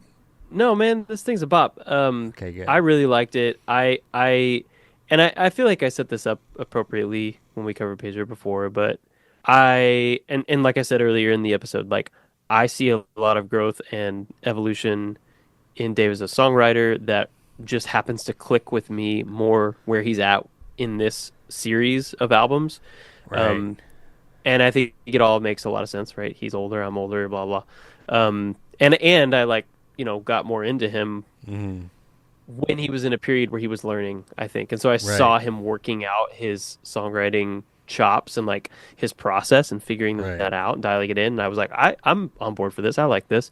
And then, so many years later, here we are with Phoenix in 2019, and I'm like, yeah, man, I love what you're doing, and I maybe just didn't get it fully or didn't maybe see where you were headed like you did, but now that you're here, I'm here for it. And actually, it's going to be really interesting if we go back and dig into the earlier Pedro Right. stuff that we haven't covered yet. I think this will actually be a cool lens through which to see that stuff, and might help me appreciate that stuff a little more. Yeah. But this is like, to me, yeah, Pedro synthesized into all of the best things. I like where it leans into the kind of post-hardcore stuff that I talked about, reminiscent of ACDB. Nobody is ignorant to the fact that we love some ACB here. I love ACB. So like those touchstones are awesome. And just in its own right, Phoenix is a really cool story being told. And the fact that it's a part of a greater concept series is also my shit, So Yeah. like For sure. I'm fully here for it. And it's a great start to what is an excellent story. Bop, baby. Nice. Josh, take it Well, away. As I mentioned before, this is a very special record for me, largely due to the time in my life when it came out. And I still think it's a great record. This was fun, Dawson, because I don't think I've listened to this record since Santa Cruz came out. So it was cool kind of getting to revisit it with more perspective, obviously, since Havasu. Kylan, having some fun over there? Meet a friend? No, I'm fine. Continue. I'm listening. Okay. Is Reggie back? So getting to have that with more context from Havasu and Santa Cruz, I still love it. There's still a lot of great songs that just like hit me very personally. It was interesting this listen though of like noticing like, oh, this doesn't conform to the structure that he has done on the two subsequent records. And so that did throw me a little bit, and it also, and like I said, it made Black Canyon stick out a little bit more because that is what he hasn't done. The other two records will be interesting to see what he does with records 4 and 5 to see if he kind of mixes it up like Phoenix is, or keeps it pretty straightforward narrative wise. I don't know. I might prefer. This is my favorite of the three. I still will say, but I might prefer the straight narrative way. But like, there are ways, like I said, I think that you can find like little through lines of like, oh, we jumped in Quietest Friend to being present Dave, and now he's like looking back, and then we had the like, there's ways to like kind of connect it in the narrative, and obviously they still all relate to Phoenix, but it's not as like straightforward. So it's just interesting to, if that's like, he changed that later, like, oh, I like doing this for these records instead, and this was like the learning process since this was his first record back and diving into this. But yeah, still big bop for me. So great record, very much enjoyed it. Yes. Nice. Nice. Okay, is this Kylan. well? Okay, I can't communicate great with him, but I feel like it might be a bop from Reggie because he's He like partying looking at you again. and licking his lips. I don't know. Okay. So this might be our first canonical quintuple Reg bop Yeah. on Church Hymns Ooh. Now. Including a Reg Bop. Yes, Reg bop. we get the rare Reggie bop. I think either he loves it or he hates it. I can't tell. If he attacks you in the next 5 minutes, we'll know that he doesn't. That's he doesn't true. like the That's album. true. Yeah, Reggie, I was thinking screech if once for Bop, twice for Flop. if you did get bitten and get rabies, at least we would have it on camera recorded. That's true. Because And then on Dawson Zoom, might actually have to take over for me on the show because I might legitimately be done. That might be the final straw. Oh, man. Like it's all been jokes up until I get rabies. Until it becomes not a joke. the one person who got rabies while podcasting. Yeah. Okay. I loved this record going into it. It's been a long time since I've like dug into it, but I knew it was going to be a bop for me when I was on one of my listens today on the drive back, and we get to Black Canyon, and it's like literally like a snowstorm, and I'm behind like an 18-wheeler. Oh, no. And my wife, Oh, who no. like doesn't really pay attention to what's going on, she's like, "This song is so stressful." She's like, "I like Pedro the Lion. I cannot handle this kind of thing right now." And I was like, "Yeah, Well, that's especially that's valid." then. yeah, yeah. Bad timing. Even the parts that were like hard to deal with, specifically in that song, I still think this is my favorite. I don't know, because there were some moments that like The Quietest Friend, like TJ, you talked about a lot. Like there was some like almost like voyeuristic kind of like cringy moments within that. Like if you didn't understand the full context, for some reason for me, like Santa Cruz and Havasu, like he gets a little more into like middle school stuff, like a little more into like post puberty. That's a little harder for me to deal with. Like there's a lot more of those kind of moments for me on those records. It's very fair. And this one has a little bit more of like sort of like pure childhood nostalgia. I mean, it's still a stone cold, hopefully rabies free bop for me. Stress bop. I'm As so of stressed now. right now. Yeah. I'm ready.